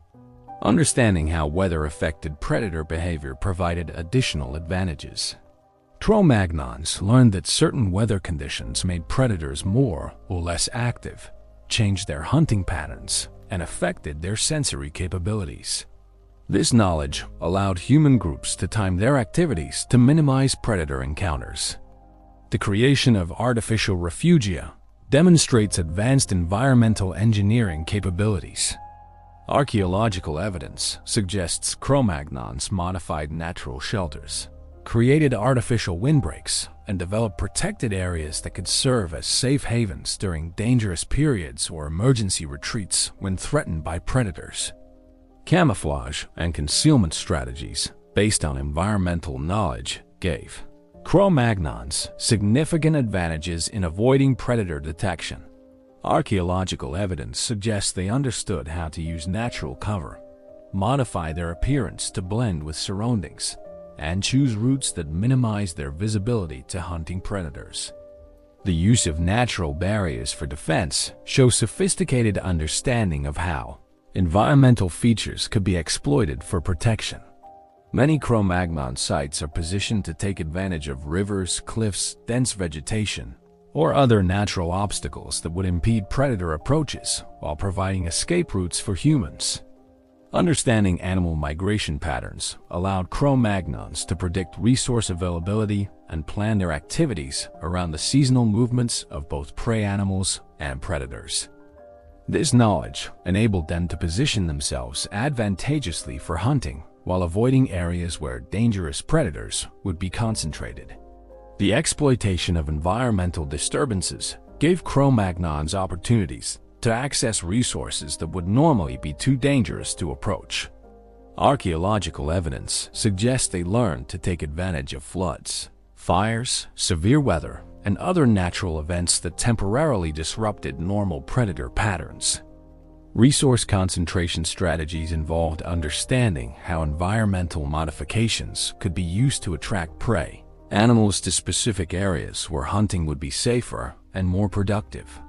Archaeological evidence suggests Cro-Magnons created artificial salt licks, managed water sources, and maintained meadows that would draw animals to locations where human hunters had tactical advantages.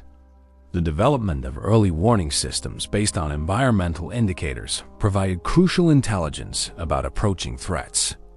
Cro-Magnons learned to interpret atmospheric conditions, wind patterns, and other environmental cues that could signal weather changes or predator movements before they became immediately dangerous.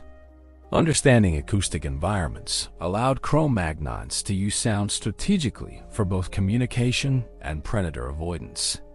They learned how different landscapes affected sound transmission, which locations provided acoustic advantages for detecting approaching threats, and how to use natural sound masking to avoid predator detection. The manipulation of scent environments through understanding of wind patterns and scent persistence gave Cro-Magnons additional tools for avoiding predator detection and tracking prey animals. Archaeological evidence suggests they understood how to position themselves relative to wind direction to avoid detection while maximizing their own sensory advantages. Creating environmental obstacles for predators demonstrates sophisticated understanding of how landscape modifications could enhance human security. Archaeological evidence suggests Cro-Magnons deliberately created or enhanced natural barriers that would impede predator movement while providing advantages for human defense and escape. The establishment of territorial markers using environmental modifications allowed Cro-Magnon groups to communicate their presence and establish claims to valuable resources. These markers could also serve as warnings to both human competitors and predators that areas were actively defended by organized human groups. Seasonal environmental management required long-term planning abilities that allowed Cro-Magnons to prepare for changing conditions months in advance. Archaeological evidence suggests they understood how to store resources, prepare shelters, and position themselves to take advantage of seasonal changes while minimizing exposure to increased predator activity. The creation of environmental networks allowed Cro-Magnon groups to establish connected systems of resources, shelters, and strategic positions that could support extended operations across large territories. These networks provided redundancy and flexibility that enhanced survival prospects while complicating predator attempts to corner or isolate human groups. Understanding environmental carrying capacity enabled Cro-Magnons to manage their population levels and resource use in ways that maintained sustainable relationships with their environment. This understanding helped prevent overexploitation that could lead to resource crashes and increased vulnerability to predation. The legacy of Cro-Magnon environmental mastery established principles that would guide human environmental management for thousands of years. Their innovations in landscape modification, resource management, and environmental prediction became fundamental aspects of human civilization and demonstrated that intelligent management could create conditions favorable to human survival. Most importantly, the development of environmental mastery marked the beginning of humanity's transformation from a species that was subject to environmental conditions to one that could actively shape those conditions. This transformation was crucial for human survival in the dangerous world of Ice Age Europe and laid the foundation for all subsequent human achievements in environmental management and ecosystem modification. Chapter 9. Hunting Warfare. The relationship between Cro-Magnons and Ice Age predators was not simply one of defense and avoidance.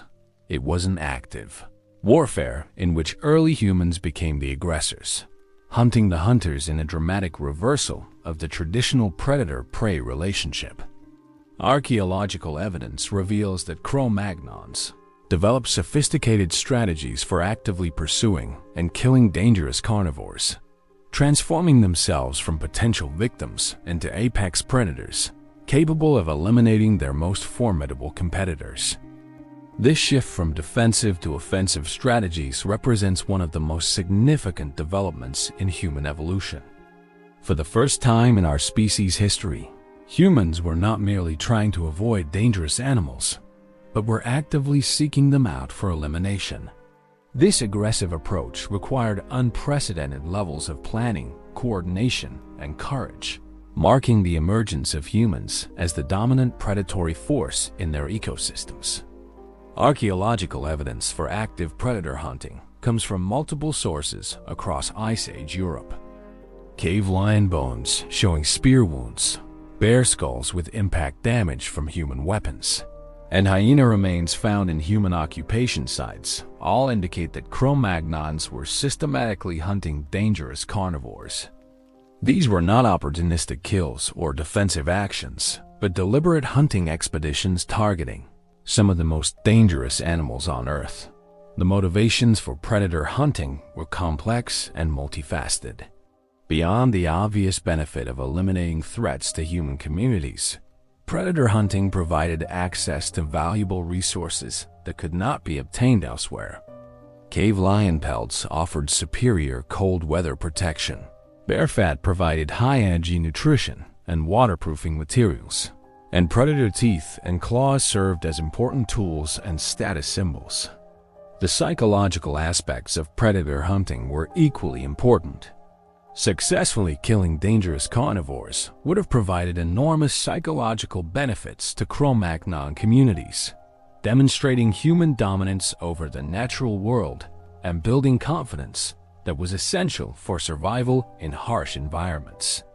The courage and skill required for predator hunting would have elevated successful hunters to positions of high status within their communities.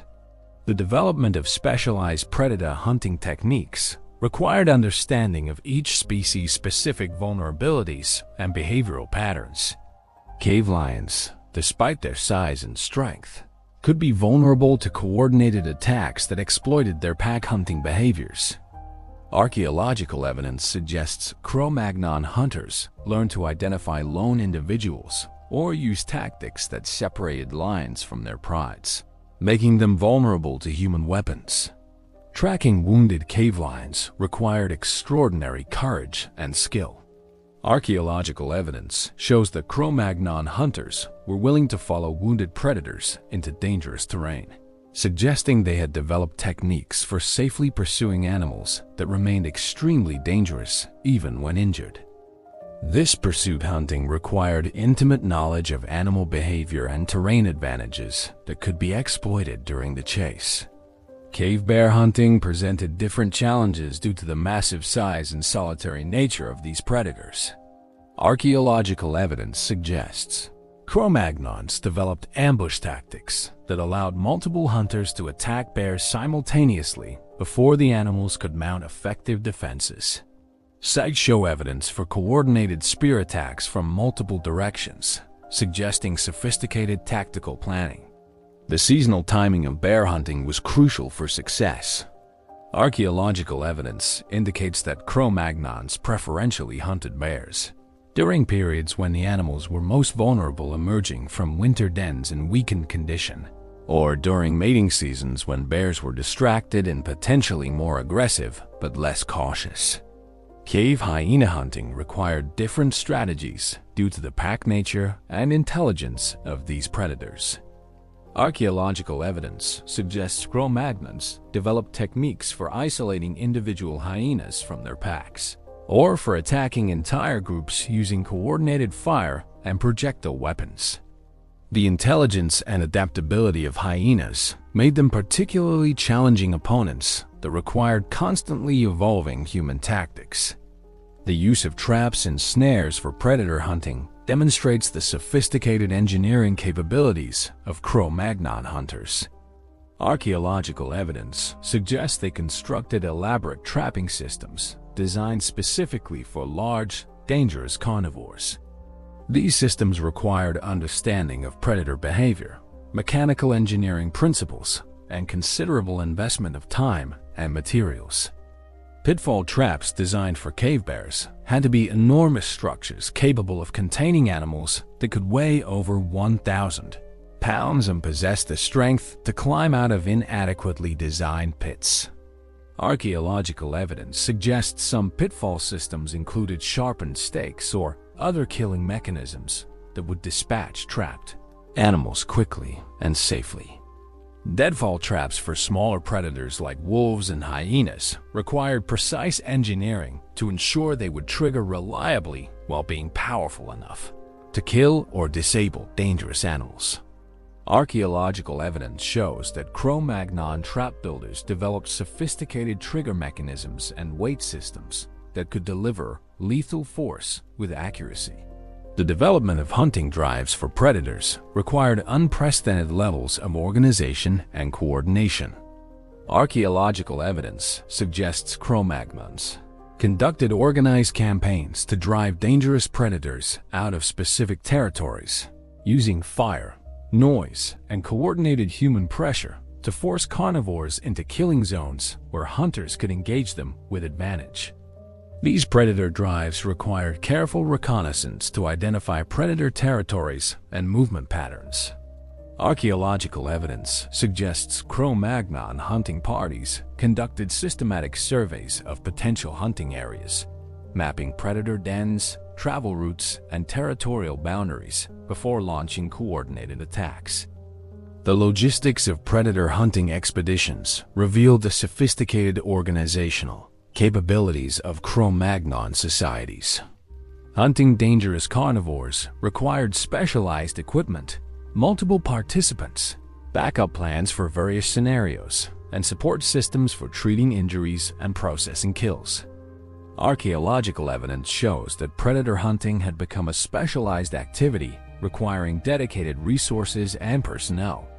Weapon specialization for predator hunting led to the development of implements specifically designed for engaging dangerous carnivores. Archaeological evidence shows that Cro-Magnons created heavy-duty spear points capable of penetrating thick hides and dense bone, specialized cutting tools for processing large predator carcasses, and defensive implements for close-quarters combat if ranged weapons failed.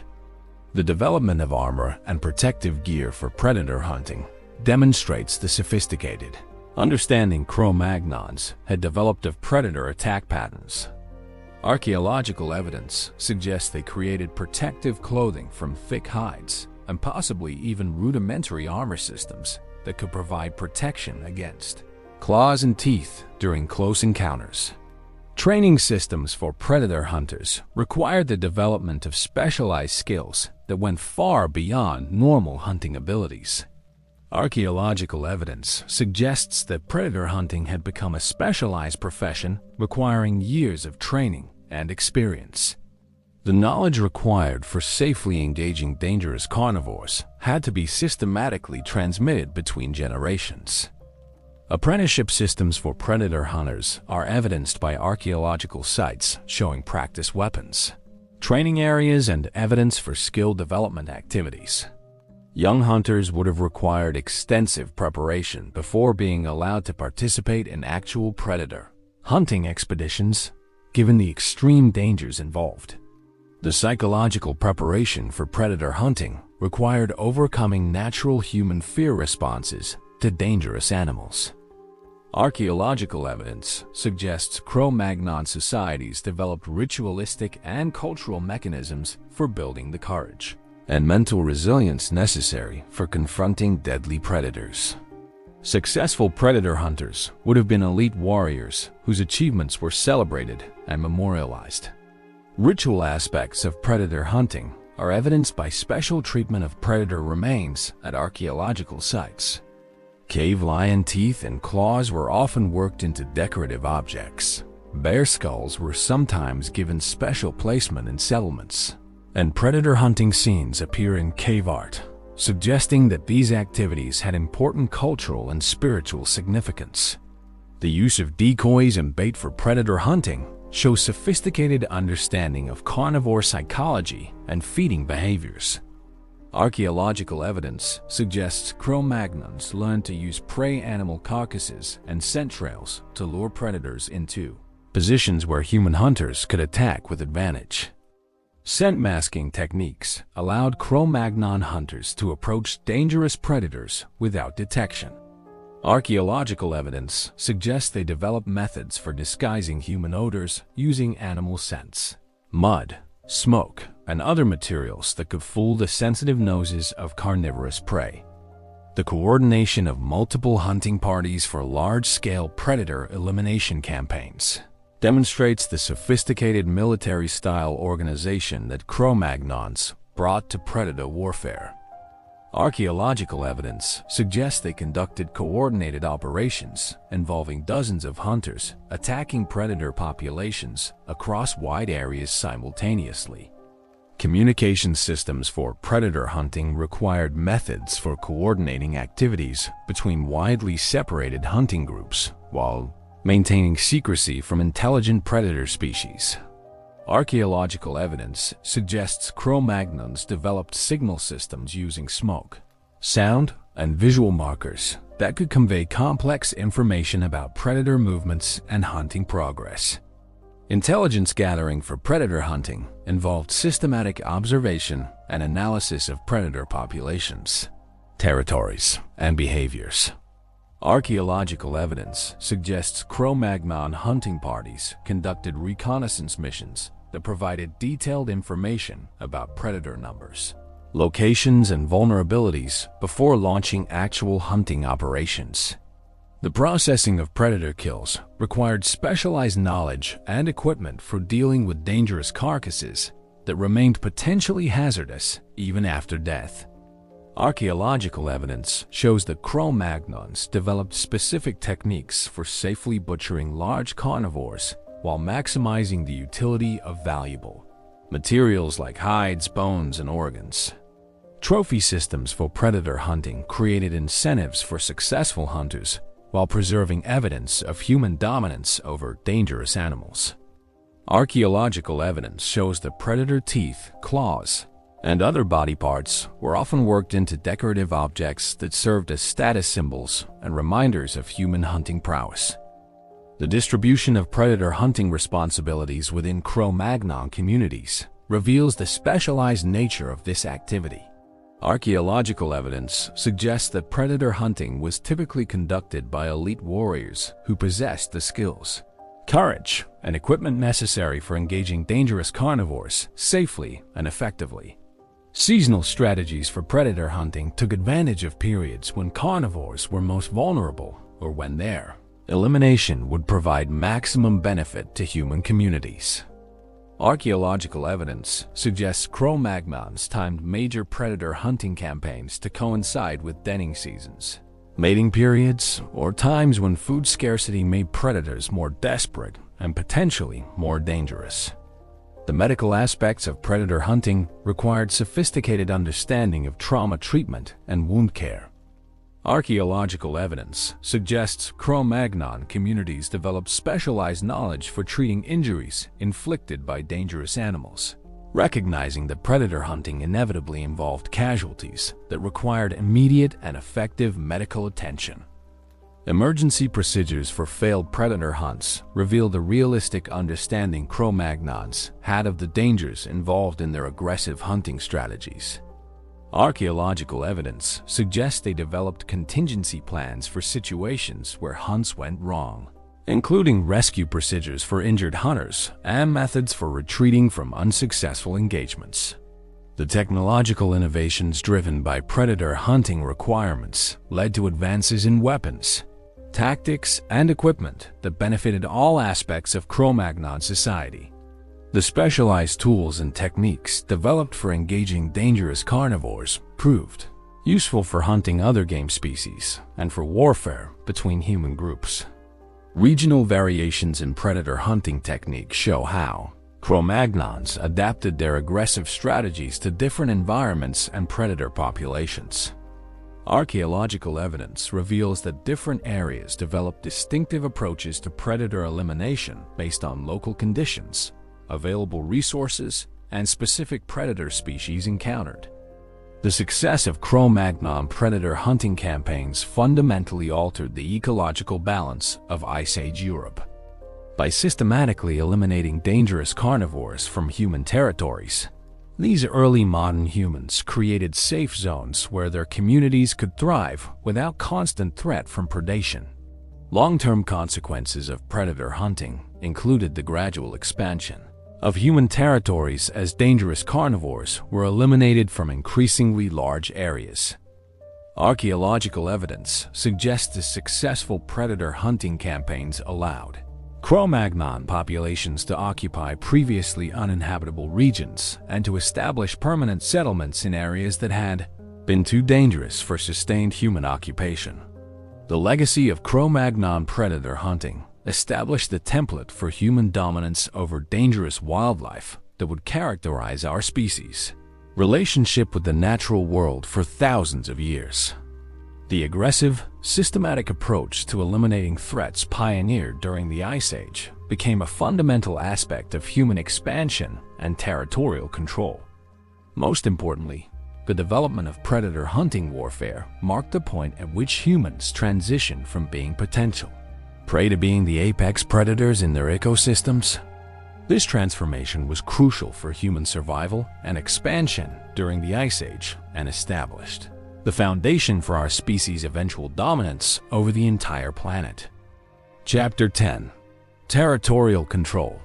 The establishment and maintenance of secure territories became one of the most crucial survival strategies developed by Cro-Magnons in their struggle against Ice Age predators. Unlike earlier human species who moved constantly to avoid dangerous encounters, Cro-Magnons developed sophisticated systems for claiming, defending, and controlling specific areas that provided them with safe bases of operation and strategic advantages over their predatory competitors. Archaeological evidence reveals that Cro-Magnon territorial control was far more sophisticated than simple camp defense. These early modern humans developed comprehensive strategies for dominating entire landscapes, creating networks of controlled areas that could support larger populations while systematically excluding dangerous predators from crucial resource zones. The concept of territorial control represented a fundamental shift in human survival strategy. Rather than simply adapting to existing environmental conditions, Cro-Magnons began actively reshaping their environments to create conditions favorable to human survival. This proactive approach required unprecedented levels of planning, coordination, and resource investment. Site selection for territorial establishment reveals the sophisticated strategic thinking of Cro-Magnon leaders. Archaeological evidence shows they chose locations that provided multiple defensive advantages while offering access to essential resources. Many territorial centers were positioned at natural choke points that controlled animal movement routes, water sources, or resource concentrations. The defensive advantages of territorial sites included natural barriers like rivers, cliffs, and dense vegetation that would impede predator approaches while providing escape routes for human defenders. Archaeological evidence suggests Cro-Magnons systematically evaluated terrain features for their defensive potential before establishing permanent settlements. Strategic positioning of territorial centers allowed Cro-Magnons to control access to valuable resources while maintaining surveillance over wide areas. Archaeological sites often command extensive views of surrounding landscapes, suggesting that visibility and early warning capabilities were primary considerations in site selection. The establishment of territorial boundaries required developing methods for marking and defending specific areas against both predator incursions and competing human groups. Archaeological evidence suggests Cro-Magnons used various marking systems to delineate their controlled territories and warn potential intruders of human presence. Natural boundary markers included modifications to landscape features that could serve as territorial indicators. Archaeological evidence shows that Cro-Magnons sometimes enhanced natural features like rock formations or tree lines to create more obvious boundary markers that could be recognized by both humans and potentially intelligent predators. Artificial boundary markers created by Cro-Magnons included stone arrangements, post holes for wooden markers, and other constructed features that clearly indicated human territorial claims. Archaeological evidence suggests these markers were positioned at strategic intervals around territorial perimeters to provide clear indication of controlled areas. The maintenance of territorial boundaries required regular patrols and surveillance, activities that could detect intrusions before they became dangerous.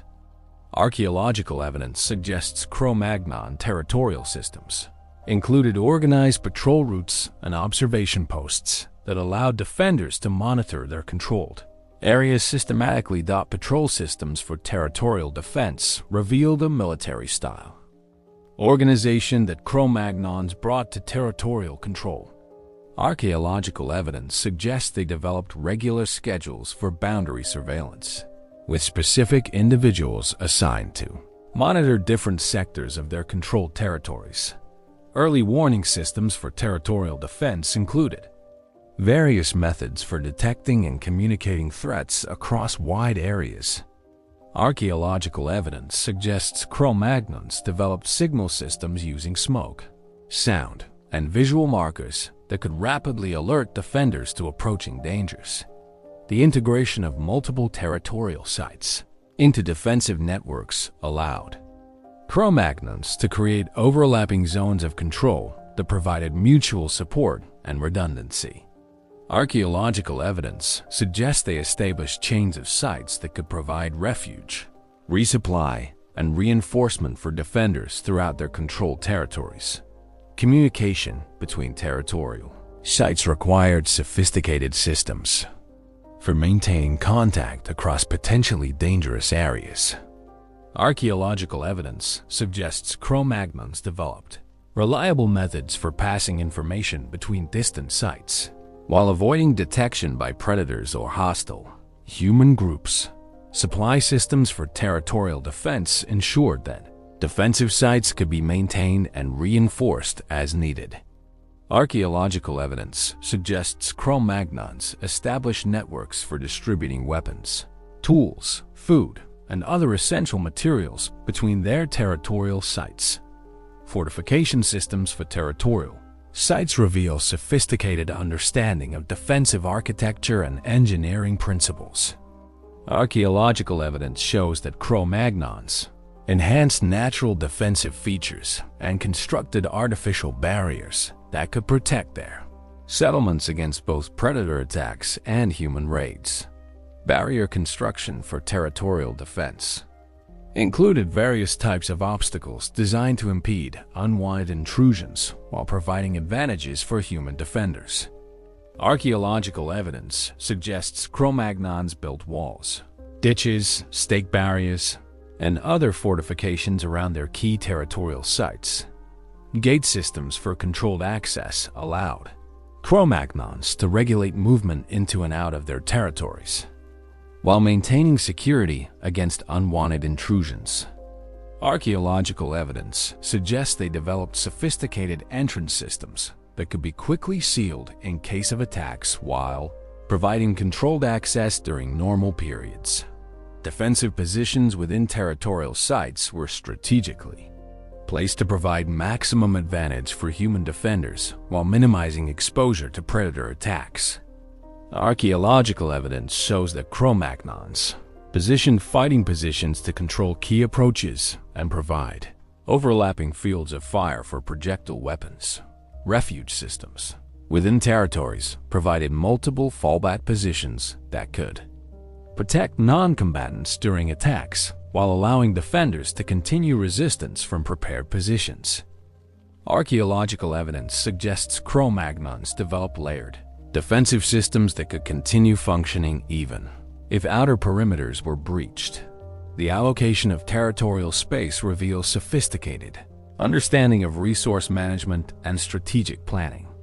Archaeological evidence suggests Cro-Magnons systematically divided their controlled areas into zones for different purposes: residential areas, workshop spaces, storage facilities, and defensive positions. Resource management within territories required careful planning to ensure that controlled areas could support their intended populations while maintaining defensive capabilities. Archaeological evidence suggests Cro-Magnons developed sustainable systems for exploiting territorial resources without degrading their long-term productivity. Specialized zones within territories served specific functions that enhanced overall territorial effectiveness. Archaeological evidence shows that Cro-Magnons established dedicated areas for tool production, food processing, weapon storage, and other essential activities within their controlled territories. Population management for territorial control required balancing the defensive advantages of larger groups against the resource limitations of controlled areas. Archaeological evidence suggests Cro-Magnons developed sophisticated systems for managing population levels within their territories to maintain optimal defensive capabilities.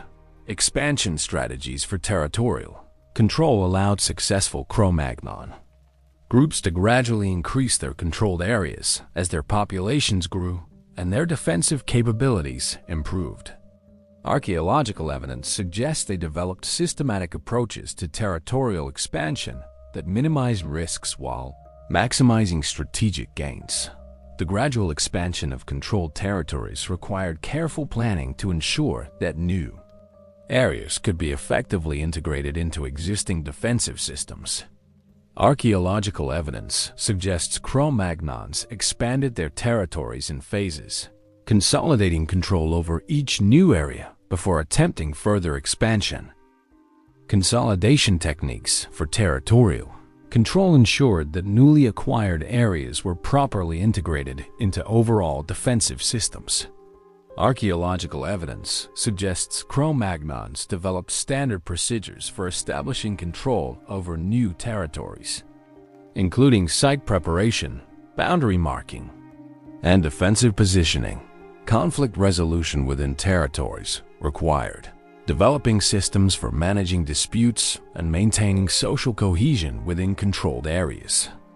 Archaeological evidence suggests Cro-Magnons developed formal mechanisms for resolving conflicts that could otherwise weaken territorial defenses. Leadership systems for territorial Control required individuals capable of coordinating complex defensive operations and managing territorial resources effectively. Archaeological evidence suggests that territorial control had become a specialized leadership role, requiring specific skills and expertise. Military organization for territorial defense reveals the sophisticated command structures that Cro-Magnons developed for coordinating defensive operations. Archaeological evidence suggests they established clear chains of command and specialized roles for different aspects of territorial defense. Training systems for territorial defenders ensured that individuals assigned to defensive roles possessed the skills necessary for effective territorial control. Archaeological evidence suggests Cro-Magnons developed specialized training programs for defensive combat, surveillance, and territorial management. Logistic systems for territorial defense provided the supplies and support necessary for maintaining effective control over extended areas.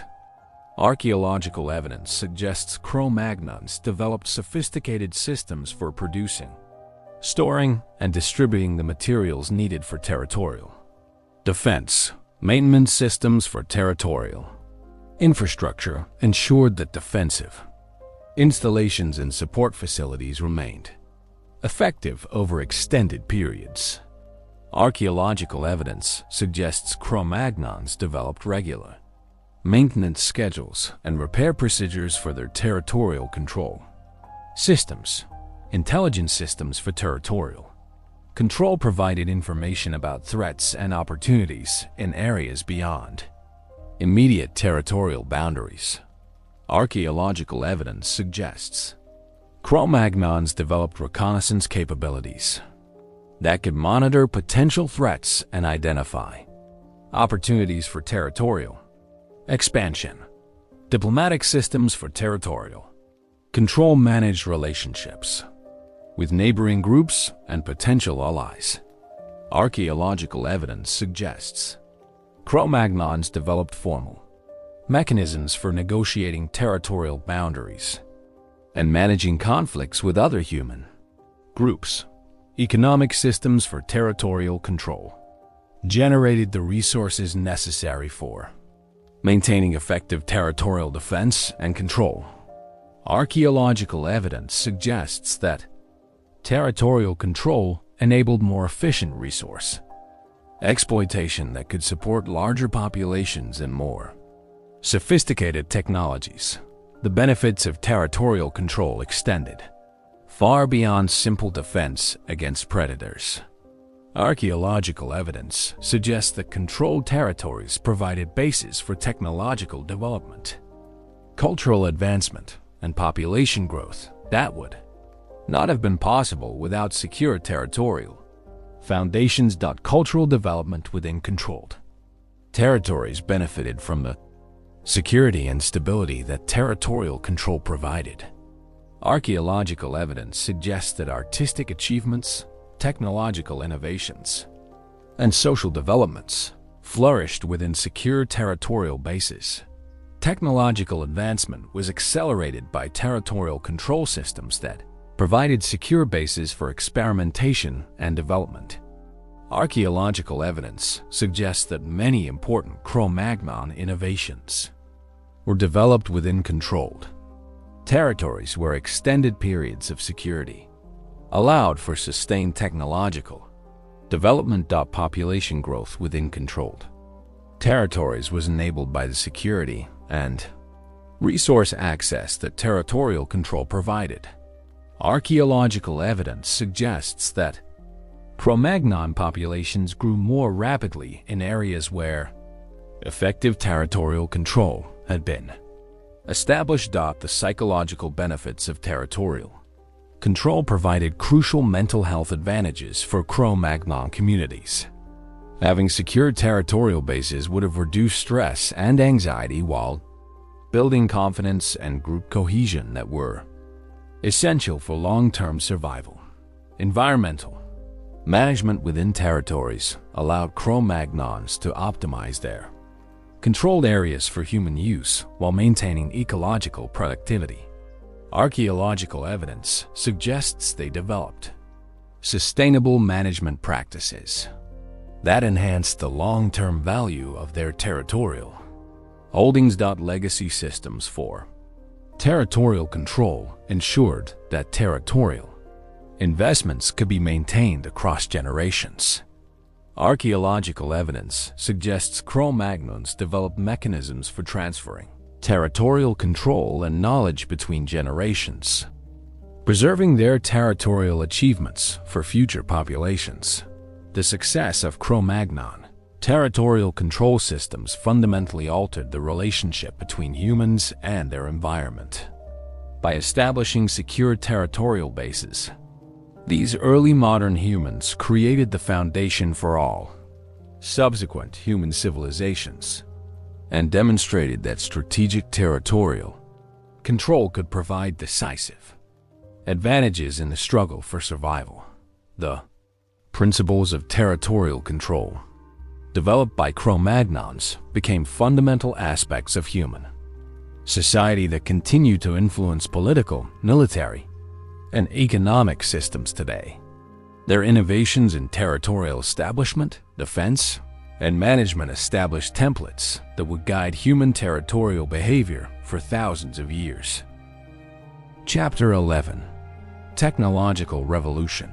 Confrontation with Ice Age predators catalyzed an unprecedented technological revolution among Cro-Magnons that fundamentally transformed their capabilities and established a foundation for all subsequent human technological development. Faced with life-or-death challenges from formidable carnivores, these early modern humans developed innovations at a pace and sophistication never before seen in human evolution, creating technologies that gave them decisive advantages over their predatory competitors. The scope and speed of Cro-Magnon technological development were remarkable by any standard. Within a few thousand years of their arrival in Europe, they had revolutionized tool production, weapon design, material science, and manufacturing techniques.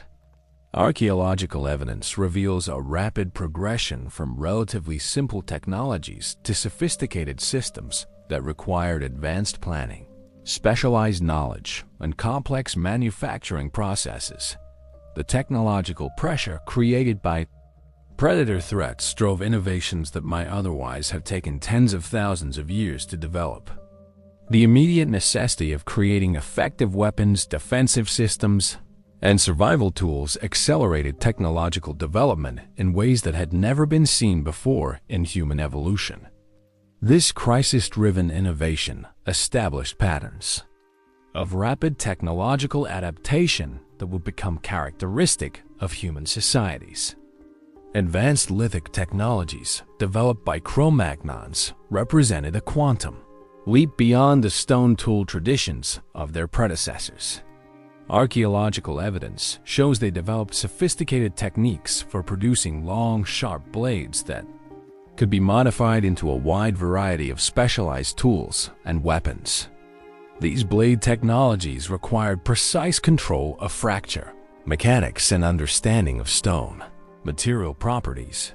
The development of pressure flaking techniques allowed Cro-Magnon toolmakers to create implements with unprecedented precision and sharpness. Archaeological evidence shows they could produce tools with cutting edges only a few molecules thick, creating implements that were far sharper than modern steel blades. This level of precision required extraordinary skill and understanding of stone working principles. Heat treatment of stone tools represents one of the most sophisticated technological innovations developed by Cro-Magnons. Archaeological evidence shows they learned to carefully control heating and cooling cycles to improve the flaking properties of tool stone, creating implements with superior cutting edges and greater durability. This technology required understanding of thermodynamics and material science principles. Composite tool technologies developed by Cro-Magnons involved combining multiple materials to create implements that were superior to anything possible with single materials. Archaeological evidence shows they created sophisticated hafting systems that could securely attach stone blades to wooden handles, creating tools that combine the sharpness of stone with the leverage and control provided by wooden handles. The production of adhesives for composite tools required sophisticated understanding of organic chemistry and materials science. Archaeological evidence shows that Cro-Magnons developed strong, waterproof adhesives using heated tree resins and other organic materials. These adhesives had to provide secure bonds while remaining flexible enough to absorb impact stresses. Specialized weapon technologies developed in response to predator threats included projectile systems that were far more sophisticated than anything used by earlier humans. Archaeological evidence shows that Cro-Magnons developed spear throwers, sophisticated arrows, and possibly even early crossbow-like devices that could deliver projectiles with unprecedented range and power. The engineering of projectile weapons required understanding of ballistics, aerodynamics, and mechanical advantage principles. Archaeological evidence suggests Cro-Magnon weapon designers understood concepts like trajectory calculation, penetration mechanics, and optimal projectile design that wouldn't be formally recognized by science for thousands of years. Manufacturing systems for weapon production reveal the sophisticated organizational capabilities that Cro-Magnons brought to technological development. Archaeological evidence suggests they developed specialized production facilities where expert craftspeople could focus on creating high-quality weapons and tools for entire communities. Quality control systems for tool and weapon production ensured that critical survival equipment met necessary performance standards. Archaeological evidence suggests Cro-Magnons developed testing procedures and quality standards for their tools and weapons, recognizing that equipment failure could mean death when facing dangerous predators.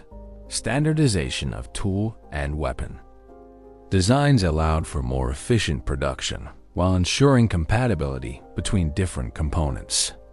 Archaeological evidence shows that Cro-Magnon tools and weapons often followed standardized patterns that would allow parts to be interchanged and repaired as needed. Raw material procurement systems for technological production required sophisticated understanding of material properties and geographical distributions. Archaeological evidence shows that Cro-Magnons established trade networks that could provide high-quality materials for tool and weapon production across vast distances. The selection of appropriate materials for different applications required detailed knowledge of material properties and performance characteristics.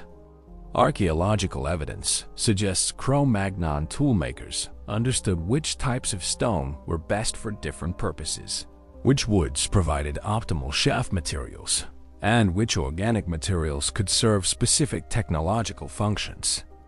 Processing techniques for raw materials involve sophisticated methods for preparing materials before they could be used in tool and weapon production. Archaeological evidence shows that Cro-Magnons developed techniques for seasoning wood, processing hides, preparing adhesive materials, and modifying stone to improve its working properties. Storage systems for raw materials ensured that necessary materials would be available when needed for tool and weapon production. Archaeological evidence suggests Cro-Magnons developed sophisticated catching systems that could preserve materials for extended periods while protecting them from deterioration and theft. Innovation systems for technological development created mechanisms for continuous improvement and advancement of tools and weapons. Archaeological evidence suggests Cro-Magnons developed formal systems for testing new designs, sharing innovations between groups, and incorporating improvements into standard production processes. Research and development activities among Cro-Magnons are evidenced by archaeological sites containing experimental tools, failed prototypes, and evidence for systematic testing of new designs. These activities suggest that technological development had become a deliberate, organized process rather than accidental discovery. Knowledge transmission systems for technological skills ensured that complex manufacturing techniques could be passed between generations and shared between groups. Archaeological evidence suggests Cro-Magnons developed sophisticated apprenticeship systems and teaching methods for transmitting technical knowledge. Documentation systems for technological knowledge may have included early forms of symbolic recording that could preserve information about manufacturing techniques and design specifications. Archaeological evidence suggests that some cave art may have served as technical documentation for tool and weapon production. Specialization in technological production created expert craftspeople who could focus on developing and producing specific types of tools and weapons. Archaeological evidence suggests that some individuals within Cro-Magnon communities became full-time specialists in particular technologies, allowing for higher levels of expertise and innovation. Workshop systems for technological production provided dedicated spaces where specialized manufacturing could be conducted efficiently and safely. Archaeological evidence shows that Cro-Magnon sites often included specialized work areas equipped with the tools and facilities necessary for particular types of production. Tool maintenance systems ensured that valuable implements could be kept in working condition for extended periods. Archaeological evidence suggests Cro-Magnons developed sophisticated repair techniques and maintenance procedures that could extend the useful life of tools and weapons while maintaining their performance characteristics. Recycling systems for materials and tools allowed Cro-Magnons to maximize the utility of valuable resources while minimizing waste. Archaeological evidence shows they developed techniques for reworking broken tools, recovering materials from worn-out implements, and repurposing materials for different applications. Safety systems for technological production protected workers from the hazards associated with manufacturing activities. Archaeological evidence suggests Cro-Magnons understood the dangers of certain production processes and developed procedures for minimizing risks to workers and communities. Protective equipment for dangerous manufacturing activities included specialized tools and equipment designed to protect workers from injury during tool and weapon production. Archaeological evidence suggests they developed protective gear for activities like stone knapping and heat treatment that could cause serious injuries. Testing systems for technological products ensured that tools and weapons would perform reliably when needed for survival activities. Archaeological evidence suggests Cro-Magnons developed systematic testing procedures that could identify design flaws and performance limitations before implements were deployed in critical situations. Performance standards for technological products establish criteria for acceptable quality and reliability in tools and weapons. Archaeological evidence suggests that Cro-Magnon communities developed informal standards for tool and weapon performance that ensured critical equipment would meet survival requirements. Improvement systems for technological products created mechanisms for continuous enhancement of tool and weapon designs based on field experience and user feedback.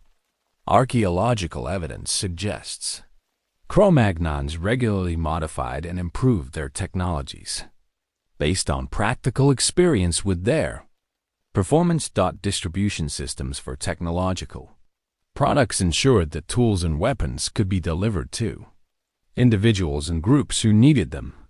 Archaeological evidence suggests Cro-Magnons developed networks for distributing manufactured goods throughout their communities and trading partners. Economic systems for technological production created mechanisms for organizing and supporting manufacturing activities within Cro-Magnon communities.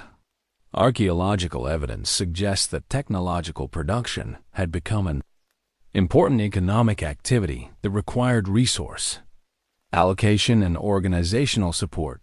Competition in technological development drove continuous innovation as different groups and individuals sought to develop superior tools and weapons.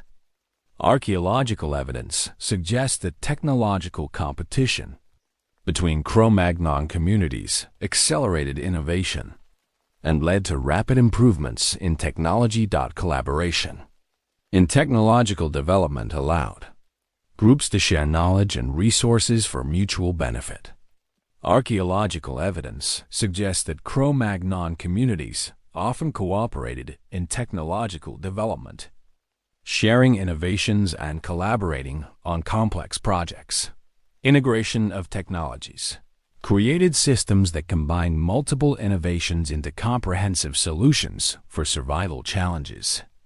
Archaeological evidence suggests Cro-Magnons developed integrated technological systems that coordinated different tools and weapons for maximum effectiveness. Adaptation of technologies to local conditions allowed Cro-Magnon groups to modify standard designs based on available materials and specific environmental challenges. Archaeological evidence shows that technological designs were regularly adapted to local conditions while maintaining basic functional principles. Scaling of technological production allowed successful innovations to be produced in quantities sufficient to equip entire communities.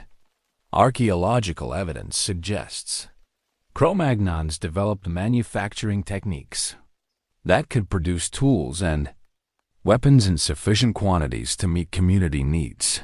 The environmental impact of technological production was managed to ensure that manufacturing activities didn't degrade the resource base necessary for long-term survival.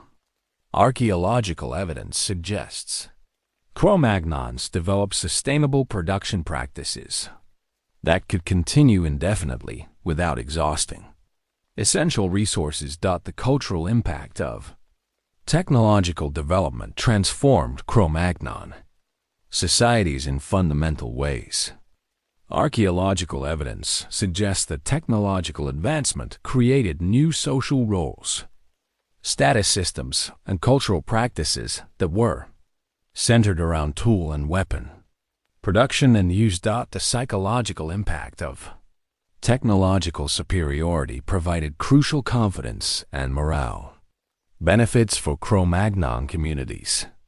Having superior tools and weapons would have provided enormous psychological advantages in confrontations with predators and competing human groups. The strategic impact of technological advancement gave Cro-Magnons decisive advantages over their competitors and enabled their expansion across Europe.